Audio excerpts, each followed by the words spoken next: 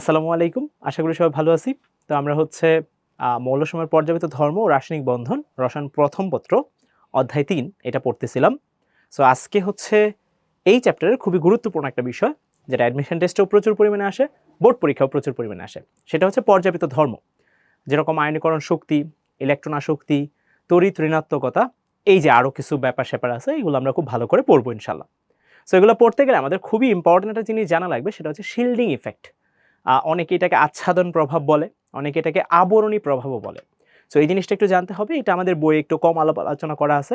আমি চেষ্টা করব একটু ডিটেইলসে তোমাদেরকে জিনিসটা বুঝাই দিতে। সো চলো শুরু করি। আমরা হচ্ছে যে জিনিসটা পড়বো আজকে সেটা হচ্ছে শিল্ডিং ইফেক্ট। যে জিনিসটা পড়বো সেটা হচ্ছে শিল্ডিং ইফেক্ট। এটার বাংলাটা আমি অলরেডি বললাম, আবরণী প্রভাব বা অনেকে বলে আচ্ছাদন প্রভাব, হোয়াটএভার ইউ সে, সমস্যা নেই। সো এইটা পড়ার আগে আমাদের কয়েকটা জিনিস একটু আইডিয়া রাখতে হবে। সো চলো আমরা একটু আইডিয়াটা নিই, জিনিসটা কি অ্যাকচুয়ালি।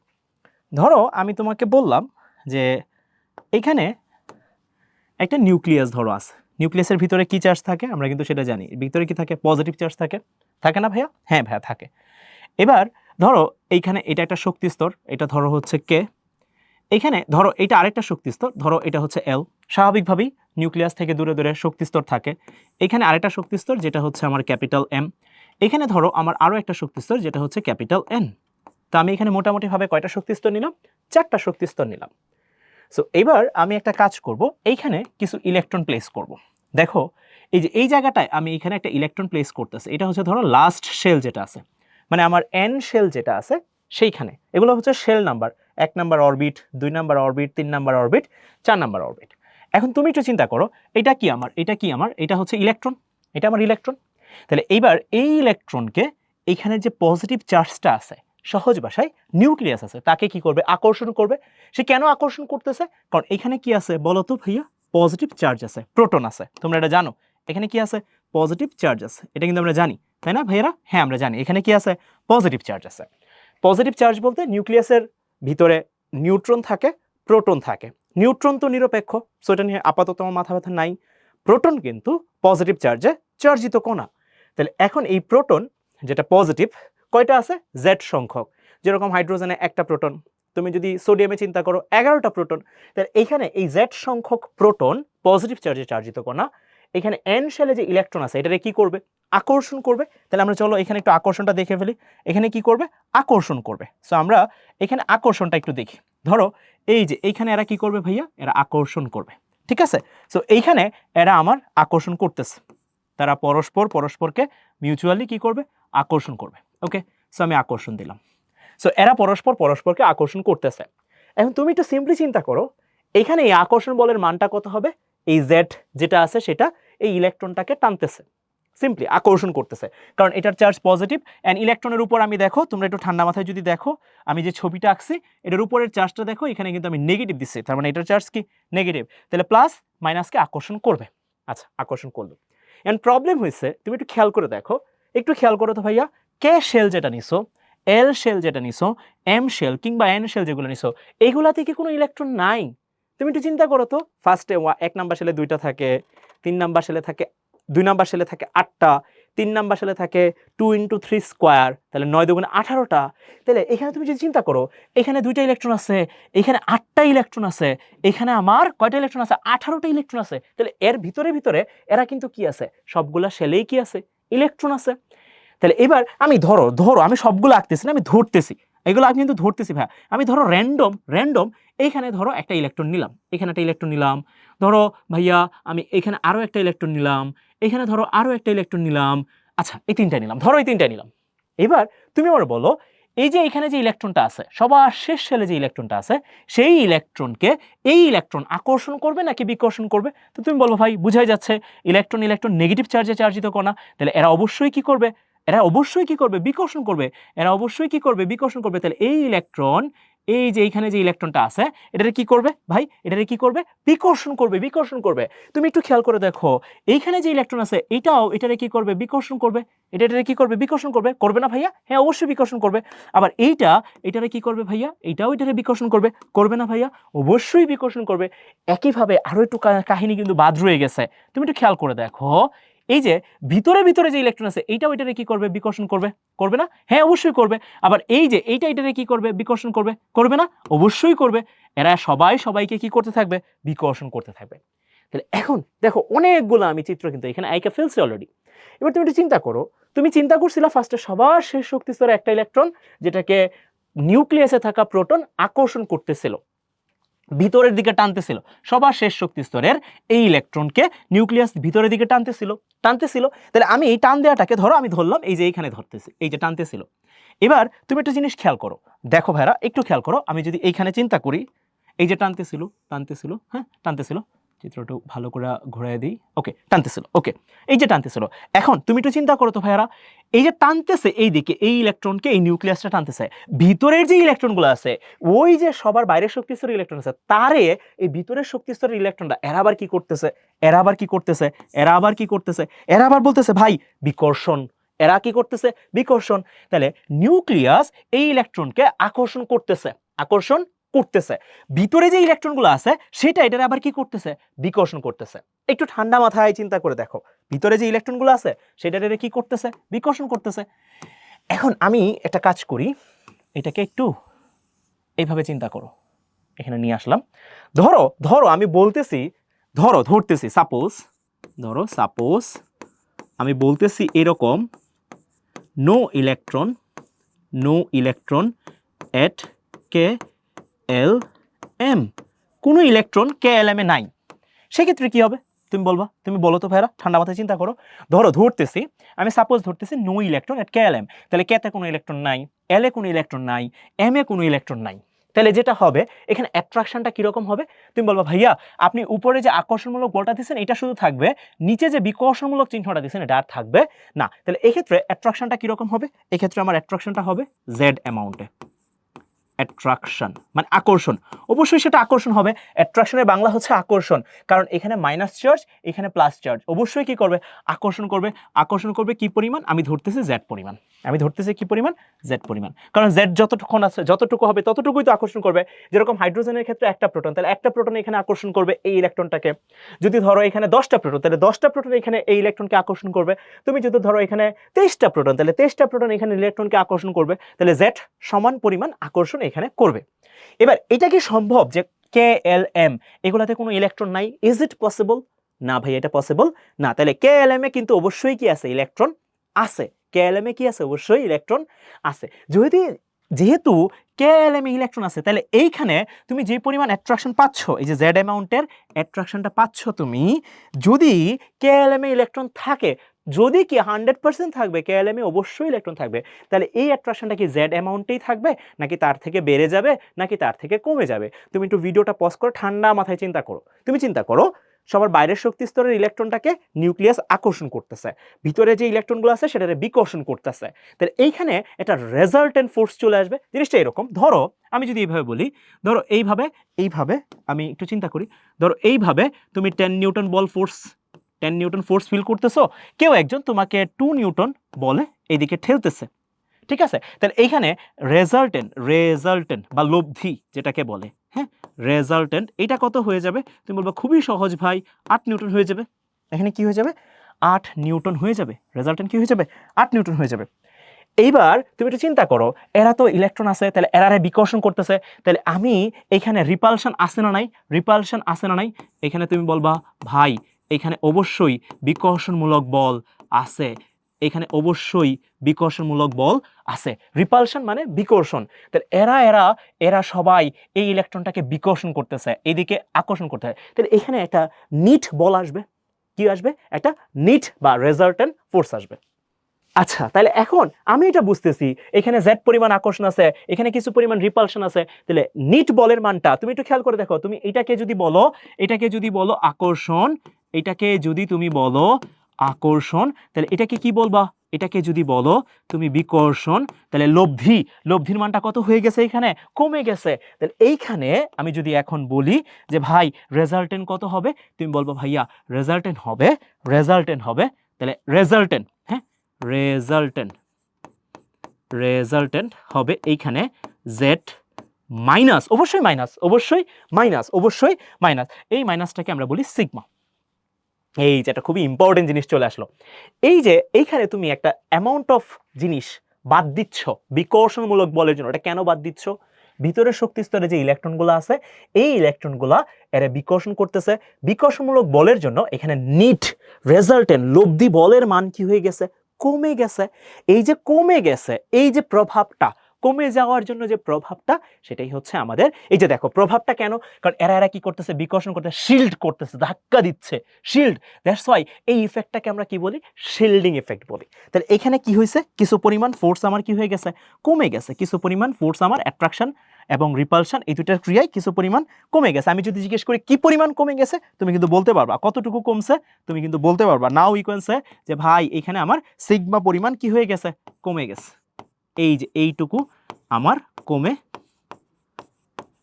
গেছে, এইটুকু আমার কমে গেছে। এই সিগমার একটা খুবই চমৎকার নাম আছে, খুবই চমৎকার নাম আছে। এই সিগমা এটাকে আমরা বলি হচ্ছে shielding constant. Shielding shielding shielding constant. আমি পুরোটা লিখতেছি না, আচ্ছা না লিখি, শিল্ডিং কনস্ট্যান্ট। বাংলায় যদি বলো শিল্ডিং আবরণী ধ্রুবক, এভাবে বলতে পারো। এই যে তুমি রেজাল্টেন্ট লিখলা না ভাইয়া, এইখানে এই যে রেজাল্টেন্ট লিখলা, লব্ধি, তোমার আকর্ষণ বিকর্ষণের ফলে লব্ধি রইলো। এই যে তুমি লব্ধিটা লিখলা, এই লব্ধি কি বোঝায়? এই লব্ধি কি বোঝায়? এই লব্ধি কি বোঝায়? এই লব্ধিটাকে বলা হয় Z Z effective. Z effective. তাহলে জেড ইফেক্টিভের ইকুয়েশন কি আসলো? Z minus sigma. Z minus sigma, এই হচ্ছে আমার বেসিক পার্ট। তাহলে আমি যদি তোমাকে খুব সহজে জিজ্ঞেস করি ভাইয়া শিল্ডিং ইফেক্ট জিনিস কি? শিল্ডিং ইফেক্ট হচ্ছে, ভালো করে বুঝো, নিউক্লিয়াসের সাথে সবার বাইরের শক্তি স্তরের একটা আকর্ষণমূলক বল থাকে, বাট ভিতরের শক্তি স্তরে যে ইলেকট্রনগুলো থাকে, এই ইলেকট্রন বাইরের শক্তি স্তরের ইলেকট্রনকে কিন্তু বিকর্ষণ করে। তাহলে রেজাল্টেন্ট একটা ইম্প্যাক্ট আসে। এই যে রেজাল্টেন্ট একটা ইম্প্যাক্ট বা ইফেক্ট তুমি পাচ্ছ, এটা কিন্তু শিল্ডিং ইফেক্টের জন্যই হচ্ছে। তাহলে আমার রেজাল্টেন্ট ফোর্সের মানটা কি বেড়ে যাবে না কমে যাবে? যে পরিমাণ থাকা উচিত ছিল ভিতরের শক্তি স্তরে ইলেকট্রন থাকার জন্য, এটা কিন্তু কমে যায়। ভালো করে খেয়াল করো, খুব ভালো করে খেয়াল করতে হবে। তাহলে আমি এইখানে যদি একটু চিন্তা করি, এগুলা কিন্তু কি হয়ে যাবে? কমে যাবে। ওকে, সো এইখানে আমার জেড ইফেক্টিভের একটা ইকুয়েশন দাঁড়ায় গেল। এটা কিন্তু খুবই খুবই খুবই ইম্পর্টেন্ট জিনিসটা। আমি তোমাকে একটু বুঝাই। ধরো একটা শক্তি স্তর নিলাম, ধরো একটা র্যান্ডম শক্তি স্তর নিলাম। হ্যাঁ, ধরো আমি এখানে এটা আমার নিলাম নিউক্লিয়াস, তারপর এইখানে ধরো আমি এখানে আরো একটা শক্তি স্তর নিলাম, আরো একটা শক্তি স্তর নিলাম, এখানে আমি আরো একটা শক্তি স্তর নিলাম। ঠিক আছে, বড় করে নিই। এখানে আমি আরো একটা সেম সেন্টারে রাখলাম। ধরো এটা হচ্ছে আমার নিউক্লিয়াস। হ্যাঁ, এটা আমার নিউক্লিয়াস। ঠিক আছে, সো এইখানে আমার ইলেকট্রন আছে দুইটা। ঠিক আছে, দুইটা। আর এখানে আমার ইলেকট্রন আছে কয়টা? একটা। একটা। তাহলে এইবার তুমি একটু চিন্তা করো, তুমি একটু ঠান্ডা মাথায় চিন্তা করো যে ভাই এইখানে এই প্লাসের সাথে এই ইলেকট্রনটা এটাকে কি করবে? আকর্ষণ করবে না বিকর্ষণ করবে? তুমি বলবো ভাই প্লাস আর মাইনাস এরা অবশ্যই কি করবে? আকর্ষণ করবে। বাট প্রবলেম হচ্ছে তুমি একটু খেয়াল করে দেখো, এখানে কিন্তু কি হবে? আকর্ষণ হবে। অ্যারো সাইনটা আমি একটু নিচে দিই, অ্যারো সাইনটা আমি উল্টা দিকে দিছি। এই যে দেখো ভাইয়া, এই দিকে হবে। এটা কিন্তু আকর্ষণমূলক একটা বল অনুভব করবে। আচ্ছা হইলো, বাট এই জায়গায় এই ইলেকট্রন এটারে কি করবে? এই জায়গায় এই ইলেকট্রন এটারে কি করবে? আকর্ষণ করবে? মোটেও না ভাই। এটা কি করবে? এটা কি করবে? বিকর্ষণ করবে। একইভাবে তুমি যদি চিন্তা করো, এই ইলেকট্রনটা কি করবে? বিকর্ষণ করবে। তুমি একটু ঠান্ডা মাথায় চিন্তা করো, বিকর্ষণ করবে না ভাইয়া? এই যে দেখো, তাহলে একটা আকর্ষণ হচ্ছে আর দুইটা কি করতেছে ভাই? বিকর্ষণ করতেছে। এটা কেন হচ্ছে? কারণ এইখানে ইলেকট্রনগুলো আছে। এরা যদি ইলেকট্রন না থাকতো, এই যে এই শক্তি স্তরে যদি ইলেকট্রনগুলো না থাকতো, তাহলে সুবিধাটা কি হইতো? এইখানে তখন সিগমার ভ্যালুটা কি হয়ে যেত? জিরো হয়ে যেত। এই যে সিগমার ভ্যালুটা কি হয়ে যেত? জিরো হয়ে যেত। এটা আমি লিখছিলাম, যদি কোনো ইলেকট্রন না থাকে, নো ইলেকট্রন অ্যাট KLM, তাহলে সেই ক্ষেত্রে আমরা কি বলবো? Sigma equal zero. কারণ কি? কোনো বাধা দেওয়ার তো কেউ নাই এখানে। তখন শিল্ডিং কনস্ট্যান্ট যে জিনিসটা আমরা বলতেছি, শিল্ডিং কনস্ট্যান্ট, এটা কি হয়ে যাবে? আমার জিরো হয়ে যাবে। এটা কি হয়ে যাবে? আবার জিরো হয়ে যাবে। ওকে, সো মোটামুটি আমার মনে হয় একটা আইডিয়া এটা দিয়ে তুমি একটু গ্র্যাব করতে পারতেছো যে ভাই ভিতরে যে ইলেকট্রনগুলো আছে এরা ধাক্কাধাক্কি করতে থাকে। এই যে ধাক্কাধাক্কি করতেছে বাইরের শক্তি স্তরের ইলেকট্রনটাকে, সেটাকেই আমরা বলতেছি কি? Shielding effect. মোটামুটি ভাবে বুঝাইতে পারছি সবার? মোটামুটি ক্লিয়ার? এখন এই শিল্ডিং ইফেক্টের জন্য আমরা কি বের করি? Z effective. এই জেড ইফেক্টিভের একটা চমৎকার নাম আছে। জেড ইফেক্টিভ যেটা আছে এটার খুবই চমৎকার একটা নাম আছে। জেড ইফেক্টিভ এটার খুবই চমৎকার একটা নাম আছে। খুবই চমৎকার একটা নাম আছে। নামটা কি ভাই? এইটার একটা খুবই চমৎকার নাম হচ্ছে ইফেক্টিভ নিউক্লিয়ার চার্জ। কি বলা হয়? এটা লিখি, কার্যকর নিউক্লিয়ার আধান বলে। ইফেক্টিভ নিউক্লিয়ার চার্জ, কার্যকর নিউক্লিয়ার আধান বলে, ঠিক আছে। সো এইখানে সিগমাটা হচ্ছে shielding constant, effective nuclear charge হচ্ছে আমার পারমাণবিক সংখ্যা। আচ্ছা জেড মানে কি, এটা কিন্তু আমরা অনেকে হয়তো বা বুঝতেছি না। জেড মানে হচ্ছে পারমাণবিক সংখ্যা, জেড মানে হচ্ছে পারমাণবিক পারমাণবিক পারমাণবিক সংখ্যা, ঠিক আছে। এটা হচ্ছে পারমাণবিক সংখ্যা, মনে রাখতে হবে। জেড মানে কি, পারমাণবিক সংখ্যা। যারা লেকচারটা দেখতেছো তারা চেষ্টা করো আমার সাথে সাথে আমি যা যা লিখতেছি এটা নোট ডাউন করে ফেলতে, তাহলে তোমাদের জন্য ইজি হবে। সো আমি পুরো জিনিসটাকে যদি বলি ইফেক্টিভ নিউক্লিয়ার চার্জ, এই জিনিসটাকে এটা হচ্ছে রেজাল্টেন্টের মতো, লব্ধির মতো। এই যে এই জিনিসটা আমি এখানে এক্সাম্পল দিয়ে তোমাদেরকে হালকা পাতলা আইডিয়া দিছিলাম। আশা করি মোটামুটি তোমাদের শিল্ডিং ইফেক্ট নিয়ে একটা আইডিয়া হয়েছে। আমি যে জিনিসগুলো বলতেছিলাম এখানে এই জিনিসটাই চিত্রের মাধ্যমে দেখানো হয়েছে। একটু খেয়াল করো, নিউক্লিয়াসের মধ্যে জেড সংখ্যক প্রোটন আছে। এটা বাইরের শক্তি স্তরে যে ইলেকট্রনটা আছে এটা কি করতেছে, আকর্ষণ করতেছে। দেখো অ্যারো সাইন দিয়ে দেখানো আছে, আকর্ষণ করতেছে। দেখো ভাইরা, এই যে দেখো আকর্ষণ করতেছে। বাট এই ইলেকট্রনটা এরা কি করতেছে, এরা বিকর্ষণ করতেছে। এই ইলেকট্রনটা কি করতেছে, বিকর্ষণ করতেছে। আবার এই ইলেকট্রনটা কি করতেছে, বিকর্ষণ করতেছে। সেম ভাবে তুমি যদি চিন্তা করো এই ইলেকট্রনটা আবার নিউক্লিয়াস কি করবে, আকর্ষণ করবে। তাহলে এখানে ফোর্স কয়টা থাকতেছে, একটা হচ্ছে টুয়ার্ডস নিউক্লিয়াসের দিকে, এটা হচ্ছে নিউক্লিয়াসের বিপরীত দিকে বিকর্ষণ। এটারে বিকর্ষণ করবে, কাছে আসতে দিবে না। এটারে বিকর্ষণ করবে, কাছে আসতে দিবে না। এটারে বিকর্ষণ করবে, কাছে আসতে দিবে না। এই যে দেখো বহিঃস্থ স্তরের এই ইলেকট্রনের উপর এই যে আকর্ষণ বিকর্ষণের যেটা ব্যাপার থাকে, তখনই তোমাকে কি চিন্তা করতে হবে, লব্ধি চিন্তা করতে হবে। কারণ কি, একটার ভিতরের দিকে ওই যে আমি এখানে চিত্র আঁকছিলাম, এইখানে এটাকে তুমি যদি বলো অ্যাট্রাকশন মানে হচ্ছে আকর্ষণ, এটাকে তুমি যদি বলো আকর্ষণ, তাহলে এইখানে এটাকে কি বলবা, বিকর্ষণ। তাহলে এখানে লব্ধিটা কি হবে, আকর্ষণ সর্বোচ্চ জেড অ্যামাউন্টে হইতে পারে, বিকর্ষণ কিছু অ্যামাউন্ট অফ বাদ যাবে, তাই আমি এখানে মাইনাস করছি। এই মাইনাসটাকে আমরা কি বলতেছি, শিল্ডিং কনস্ট্যান্ট বলতেছি। সো মোটামুটি আমার মনে হয় এটা ক্লিয়ার যে এই জিনিসটা কি বোঝায়। এখান থেকে কিছু আমরা অ্যাপ্লিকেশন দেখব যে শিল্ডিং ইফেক্টের জন্য কি কি ঘটতে পারে, কি কি হইতে পারে, এগুলো সব দেখব, টেনশন নেই। চলো এবার আমরা কিছু জিনিসপত্র একটু দেখে ফেলি। আমরা যে ইকুয়েশনটা দেখছিলাম সেই ইকুয়েশনটা কি ছিল, Z effective equal Z minus sigma. এখান থেকে আমরা কিছু জিনিসপত্র দেখব, একটু খেয়াল করো। এখানে একটু খেয়াল করো, সিগমা এটা ছিল শিল্ডিং কনস্ট্যান্ট। তুমি একটু খেয়াল করো, সিগমা যত কম হবে, সিগমা যত কম হবে, সিগমা যত কম হবে, আমি ডাউনওয়ার্ড অ্যারো সাইন দিচ্ছি, সিগমা যত কম হবে, সিগমা যত কম হবে, সিগমা যত কম হবে, তুমি একটু খেয়াল করো, এই মানটা যত কম হবে, এই মানটা যত কম হবে, জেড ইফেক্টিভ এটার ভ্যালুটা একটু খেয়াল করো, এটা মাইনাস হচ্ছে, তাহলে জেড ইফেক্টিভ কি হবে, তত বেশি হবে। জেড ইফেক্টিভ কি হবে, তত বেশি হবে। জেড ইফেক্টিভ তত বেশি হবে। এখন এটা হলে কি হবে, একটু খেয়াল করো, একটু খেয়াল করো, সিগমা অনেক কম, তার মানে এই শিল্ডিং কনস্ট্যান্ট যেটা আছে এটা অনেক কম, এটা অনেক কম, তার মানে শিল্ডিং ইফেক্ট যেটা আছে এটাও কি হয়ে যাবে, অনেক কমে যাবে। তাহলে শিল্ডিং ইফেক্ট দেখি ফেলি, শিল্ডিং ইফেক্ট, শিল্ডিং ইফেক্ট কি হয়ে যাবে, অনেক কমে যাবে। শিল্ডিং ইফেক্ট অনেক কমে যাবে, শিল্ডিং ইফেক্ট অনেক কমে যাবে, শিল্ডিং ইফেক্ট অনেক কমে যাবে। কেন, কারণ ওই যে ভাইয়া তুমি দেখো সিগমা অনেক কমে যাচ্ছে, সিগমাটাই তো আমার শিল্ডিং কনস্ট্যান্ট, সিগমাটাই আমার কি শিল্ডিং কনস্ট্যান্ট না, SHILDING, শিল্ডিং কনস্ট্যান্ট, বাংলায় আমরা বলি শিল্ডিং ধ্রুবক, ঠিক আছে। সো এটা হচ্ছে কমে যাচ্ছে, এটা যদি কমে যায় তাহলে এটার ভ্যালুটা বেড়ে যাবে। এখন একটা মজার কাহিনী একটু খেয়াল করে দেখো, if if if if sigma equal 0, দেন কি হচ্ছে, দেন জেড ইফেক্টিভ ইকুয়ালস টু কি হয়ে যাবে, জেড হয়ে যাবে। এটার মানে কি বলো তো ভাইয়া, এটার মানে হচ্ছে কোনো শিল্ডিং ইফেক্ট নাই, তখন দেখো জেড ইফেক্টিভটা কার সমান হয়ে গেছে, প্রোটন সংখ্যার সমান হয়ে গেছে। এটা কিন্তু ম্যাক্সিমাম, এর বেশি হইতে পারবে না, এটাই হচ্ছে জেড ইফেক্টিভের ম্যাক্সিমাম ভ্যালু। তাহলে এটা হচ্ছে আমার ম্যাক্স ভ্যালু, মানে এর বেশি হইতে পারবে না। আর সিগমার মিনিমাম ভ্যালু কত, 0, ঠিক আছে। সিগমার মিনিমাম ভ্যালু কখন 0 হবে, যখন তুমি একটু দেখবা তোমার কোনো ইলেকট্রন নাই KLM এ, তখন সিগমা কি হয়ে যাবে, 0 হয়ে যাবে। কারণ এই ইলেকট্রনগুলো যদি না থাকে তখন তো এটার বিকর্ষণ বলটা থাকবে না স্বাভাবিকভাবেই, তাহলে সিগমাটা তখন কি হয়ে যাবে, 0 হয়ে যাবে।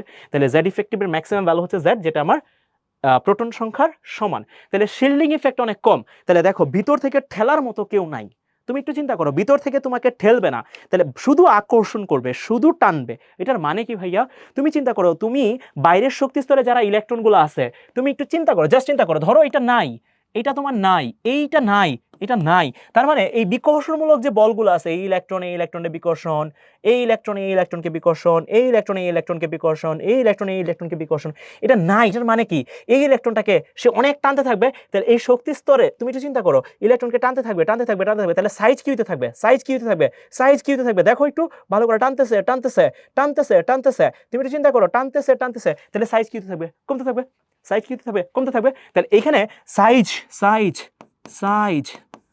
কি হতে থাকবে, কমতে থাকবে, কমতে থাকবে।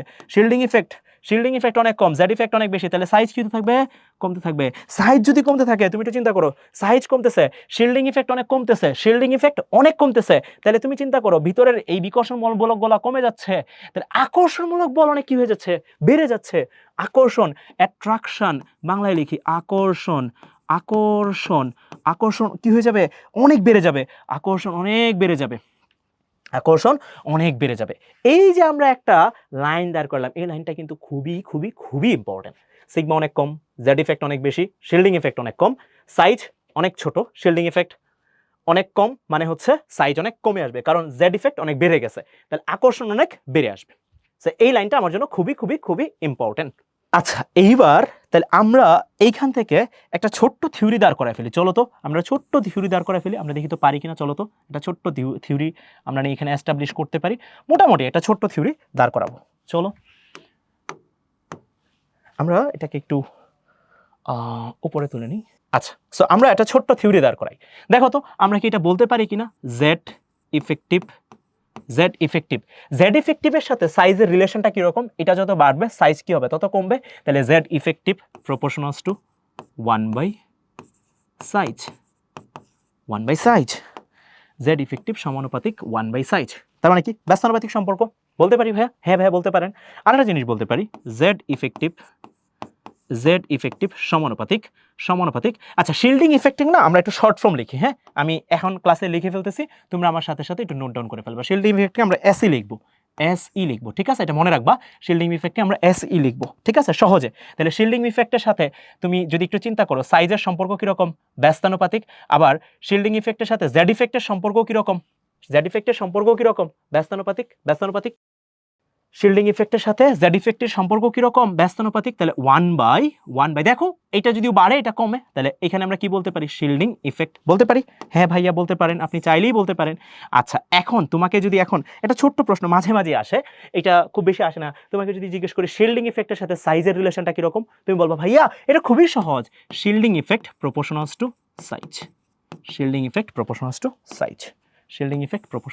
সাইজ। ওকে, সো আমরা মোটামুটিভাবে একটা থিওরি কিন্তু এস্টাবলিশ করে ফেললাম। এগুলো কিন্তু আমাদের বেশ কাজে লাগবে যখন আমরা এমসিকিউ সলভ করব। বিলিভ করবা না তুমি, অ্যাকচুয়ালি যখন তোমাকে এগুলো সলভ করাবো তুমি দেখবা আল্লাহ এগুলো এত বেশি কাজে লাগবে তুমি চিন্তাও করতে পারবে না। সো আশা করি তোমাদেরকে এই রিলেশনটা তোমাদেরকে বুঝাইতে পারছি, মোটামুটি কিছুটা একটা আইডিয়া হয়েছে। এখন আমরা একটা ছোট্ট প্রশ্ন তোমাদেরকে একটু বলে রাখি। এই যে আমাদের যে 4টা অরবিটাল ছিল, এস, তারপর ছিল পি, তারপর ছিল ডি, তারপর কি ছিল এফ, মনে পড়ে? হ্যাঁ ভাইয়া মনে পড়ে। এইখানে আমার এল এর ভ্যালু ছিল 0, মনে করে দেখো, সহকারী কোয়ান্টাম সংখ্যা। এইখানে আমার এল এর ভ্যালু ছিল 1, এইখানে আমার এল এর ভ্যালু ছিল 2, এইখানে আমার এল এর ভ্যালু ছিল হচ্ছে 3, এল এর ভ্যালু ছিল 3। এই যে আমাদের 4টা অরবিটাল ছিল, এই 4টা অরবিটালের ক্ষেত্রে ভাইয়া শিল্ডিং ইফেক্ট অর্ডার আছে এস। আচ্ছা লিখি শিল্ডিং অর্ডার লিখলাম। হ্যাঁ, মানে শিল্ডিং অর্ডার মানে ক্রম কিভাবে কাজ করে, এইখানে শিল্ডিং অর্ডারটা কিভাবে হয়। সো এই ক্ষেত্রে শিল্ডিং অর্ডারটা তুমি যদি চিন্তা করো কিরকম হবে, সবচেয়ে বেশি শিল্ডিং ইফেক্ট হবে এস অরবিটালে, তারপর হবে তোমার পি অরবিটালে, তারপর হবে তোমার ডি অরবিটালে, তারপর হচ্ছে এফ অরবিটালে। এই যে এখানে একটা থিওরি লিখলাম, এমসিকিউ লিখলাম, এটা প্রচুর ইম্পর্টেন্ট। এস অরবিটালের ক্ষেত্রে শিল্ডিং ইফেক্ট সবচেয়ে বেশি, পি অরবিটালের ক্ষেত্রে শিল্ডিং ইফেক্ট এস অরবিটালের থেকে কম, ডি অরবিটাল থেকে বেশি, ডি অরবিটালে শিল্ডিং ইফেক্ট এসপি থেকে কম বাট এফ অরবিটাল থেকে বেশি, সবচেয়ে কম হচ্ছে শিল্ডিং ইফেক্ট এফ অরবিটালে। এটা মনে রাখো, এটা খুবই ইম্পর্টেন্ট। সো আমরা এখানে 3টা স্টার মার্ক দিয়ে রাখলাম। এই হচ্ছে মোটামুটিভাবে কথাবার্তা। ওকে, সো আমরা আই গেস এটা অলরেডি পড়ে ফেলছি। ইফেক্টিভ নিউক্লিয়ার চার্জ জিনিসটা কি আমাদের মনে থাকার কথা, এটার সম্পর্কে কিন্তু অলরেডি আমরা থিওরিও দাঁড় করায় ফেলছি। 2টা থিওরি বা 3টা থিওরি অলরেডি কিন্তু লিখে ফেলছি আমরা, মনে থাকার কথা। এখানে থিওরিটা কি ছিল, Z effective equals to Z minus sigma. এখানে সিগমাটা ছিল হচ্ছে আমার শিল্ডিং কনস্ট্যান্ট, সিগমা ছিল কি আমার shielding constant. Effective nuclear charge already আমরা পড়ছি, মানে যে পরিমাণ আকর্ষণ থাকে আবার ওই পরিমাণ আকর্ষণ কিন্তু আমরা সবসময় পাই না, কিছু পরিমাণ কি থাকে আবার একটু উল্টাও থাকে, ঠিক আছে? সবসময় আমরা এখানে যেই পরিমাণ থাকার কথা সেই পরিমাণ থাকে না, সেই পরিমাণ থাকে না, কিছু পরিমাণ কি হয় চেঞ্জ হয়ে যায়। মানে জিনিসটা কি বলতেছেন, ওই যে একটু আগে যেটা বলতেছিলাম, ধরো আমি যদি এইখানে একটু শক্তি স্তর নিয়ে চিন্তা করি, ওই যে ইফেক্টিভ জিনিসটা একটু বুঝাইতেছি, ইফেক্টিভের কনসেপ্টটা কেন আসছিল, ধরো এইখানে কে, ওই যে যেটা বলতেছিলাম এটা ছিল এল, এটা আমরা আগেও বলছি রিপিটেডের কথাবার্তা, এইখানে হচ্ছে এন, এইখানে ধরো আমার ইলেকট্রনটা আছে, এখানে ধরো আমার ইলেকট্রনটা আছে, এটা আমার প্লাস চার্জ, এটা আমার জেড। এখন এইখানে যদি কোনো ইলেকট্রন না থাকে তাহলে সে কিন্তু জেড পরিমাণই অ্যাট্রাকশন করবে, বাট এখানে যেহেতু ইলেকট্রনগুলো আছে তাহলে জেড পরিমাণ অ্যাট্রাকশন সে করতে পারে না, কিছু পরিমাণ কি হয়ে যায়, কমে যায়, যে পরিমাণ কমে যায় সেটা আমার কি শিল্ডিং কনস্ট্যান্ট। এটা আমাদের মনে থাকার কথা। এই যে কিছু পরিমাণ কমে গেল, এই শিল্ডিং কনস্ট্যান্ট পরিমাণ যে কমে গেল, এই কমে যাওয়ার জন্য তুমি যে নিট বা রেজাল্টেন্ট যে একটা ভ্যালু পাইলা, এই রেজাল্টেন্ট ভ্যালুটাকে আমরা বলি হচ্ছে ইফেক্টিভ নিউক্লিয়ার চার্জ। আশা করি এটা আমরা বুঝছি মোটামুটি। এই জিনিসটা কিন্তু আমরা একদম ফার্স্টের দিকে মনে হয় বলে ফেলছিলাম যে ইফেক্টিভ নিউক্লিয়ার চার্জ, এই যে ভাই এটা আমরা ফার্স্টেই বলে ফেলছিলাম। সো আশা করি সবার এটা মোটামুটি ক্লিয়ার। এইবার চলো আমরা ছোট ছোট কিছু প্রবলেম সলভ করি আস্তে আস্তে। সো এইখানে আমরা যদি একটু কোয়েশ্চেনটা দেখি, দেখো কোয়েশ্চেনটা কি বলা হয়েছে, ফ্লোরিনের n = 2 এর জন্য, ফ্লোরিনের n = 2 এর জন্য, 2 এর ইলেকট্রনের জন্য, n = 2 এর ইলেকট্রনের জন্য ইফেক্টিভ নিউক্লিয়ার চার্জ কত? আসলে আমরা জেড ইফেক্টিভ বের করি অলওয়েজ, মনে রাখবা আমরা অলওয়েজ জেড ইফেক্ট বের করি। তাহলে এখন আমরা ইকুয়েশনটা কি জানি, Z effect equal Z minus sigma, এটা হচ্ছে আমার ইকুয়েশন। হ্যাঁ, আচ্ছা এখন এই ইকুয়েশন তো আমরা জানি অলরেডি। আচ্ছা এখন প্রশ্ন হচ্ছে ভাইয়া এই সিগমার ভ্যালুটা কত হবে, সিগমার ভ্যালুটা কত হবে? এটা বোঝার জন্য তোমাকে একটু ঠান্ডা মাথায় চিন্তা করতে হবে। এখানে একটু খেয়াল করে দেখো n = 2, তার মানে এইখানে এটা কি মেনশন করা আছে, তোমাকে যদি জিজ্ঞেস করি তুমি বলবো ভাইয়া এটা হচ্ছে শেল, শেল 2 নাম্বার শেল অথবা অরবিট, অরবিট, অরবিট অথবা কক্ষপথ, এইটা আমাকে এই কোয়েশ্চেনে মেনশন করা আছে। মনে রাখবা ভাইয়া, মনে রাখবা যদি কখনো কোয়েশ্চেনে শেল, অরবিট বা কক্ষপথ মেনশন করা থাকে তাহলে একরকম জিনিস, যদি শেল, কক্ষপথ বা শক্তি স্তর এগুলো মেনশন করা না থাকে তাহলে সিগমার ভ্যালুটা আরেক রকম ভাবে বের করতে হবে। সো এই ক্ষেত্রে সিগমার ভ্যালুটা কত হবে সেটা আমাকে ডিসাইড করতে হবে। সো ফার্স্ট অফ অল আমি এখানে একটা কাজ করি, আমরা এখানে ফ্লোরিন পরমাণুটাকে একটু চিন্তা করি। তুমি চিন্তা করো ফ্লোরিন পরমাণু বেসিক্যালি কি 9 না?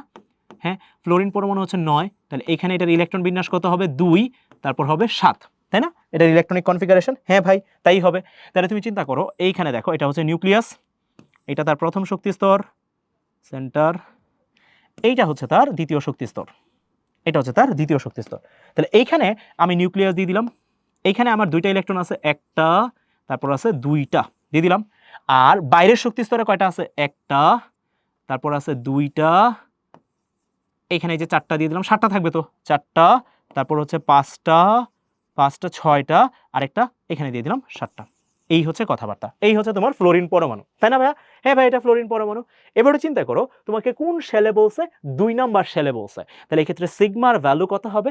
খুবই সহজ, ঠান্ডা মাথায় চিন্তা করো, মনে রাখবা মনে রাখবা মনে রাখবা, যখন তোমাকে শেল মেনশন করা থাকবে, যেই শেল বলবে সেই শেল বাদে, ভালো করে শুনো, যেই শেল বলবে সেই শেল বাদে ভিতরে যে শেলগুলো আছে ওইখানে থাকা ইলেকট্রন সংখ্যাই সিগমার সংখ্যা বা সিগমার ভ্যালু। মানে কি বলছেন ভাই, বুঝি নাই কথাটা, একটু খেয়াল করে দেখো তোমাকে কয় নাম্বার শেলে বলছে, কয় নাম্বার শেলে বলছে বলো তো?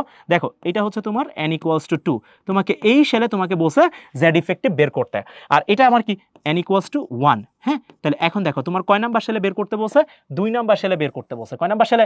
2 নাম্বার শেলে। তাহলে 2 নাম্বার শেলে যদি বের করতে বলে তাহলে 2 নাম্বার শেল বাদ, যেই শেল বলবে সেই শেল বাদ, মনে রাখবা যেই শেল বলবে সেই শেল বাদ, তাহলে এই শেল বাদ, তাহলে সিগমার ভ্যালু হবে এই শেলের ভিতরে যে শেলটা আছে, শিল্ডিং ইফেক্ট কিন্তু ভিতরের শেলগুলাই করে, বাইরের শেল না, মনে রাখো। আমি তোমাদের চিত্র দেখাইছি, শিল্ডিং ইফেক্ট কিন্তু কারা করে, ভিতরের শেল।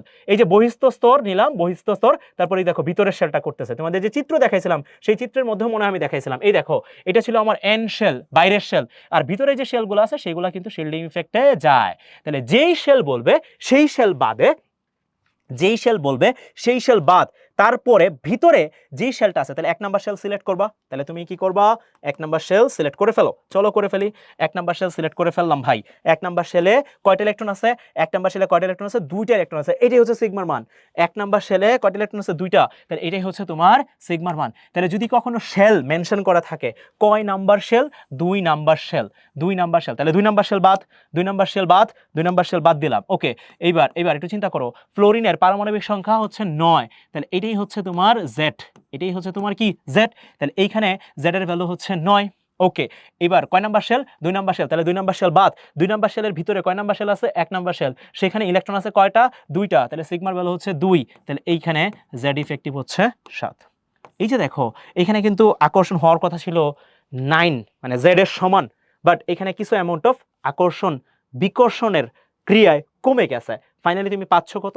7। এটা হচ্ছে তোমার এইখানের ব্যাপারটা। খেয়াল করতে হবে, প্রশ্ন কিন্তু খুবই ভালো করে পড়তে হবে, এখানে কিন্তু শেল মেনশন করা আছে। তাহলে নিয়মটা কি বলছি? যদি শেল মেনশন করা থাকে, যেই শেল বলবে সেই শেল বাদে ভিতরের শেল যে কয়টা থাকবে, সেই কয়টা শেলে যতগুলো ইলেকট্রন থাকবে সেটাই হচ্ছে তার সিগমার ভ্যালু। ভাই বুঝি নাই, চলো আমি আরেকটা করি, দেখো এবার এটা করি। দেখো কি বলা হয়েছে, অ্যালুমিনিয়ামের n=3 এর জন্য, 3 এর ইলেকট্রনের জন্য ইফেক্টিভ নিউক্লিয়ার চার্জ কত? তাহলে অ্যালুমিনিয়াম নিয়ে তোমাকে চিন্তা ভাবনা করতে বলা হয়েছে। তাহলে আমরা ইকুয়েশনটা আগে লিখে ফেলি, Z effective equal Z minus sigma. Equation তো আমরা জানি। এখন অ্যালুমিনিয়াম হচ্ছে 13, হ্যাঁ ভাই অ্যালুমিনিয়াম হচ্ছে 13, দেখো অ্যালুমিনিয়াম হচ্ছে 13, তাহলে এইখানে এই যে 13 আছে, এটাই হচ্ছে কার ভ্যালু? এটাই হচ্ছে তোমার জেড এর ভ্যালু, তাহলে এটা হচ্ছে তোমার জেড এর ভ্যালু। এটার ইলেকট্রনিক কনফিগারেশন কত? 2 2 8 8 3, 2 8 3। ভাইয়া এখানে দেখো ভাইয়া, এইটা এই যে দেখো শেল, এটা কিন্তু হচ্ছে শেল, শেল মেনশন করা আছে। কি মেনশন করা আছে?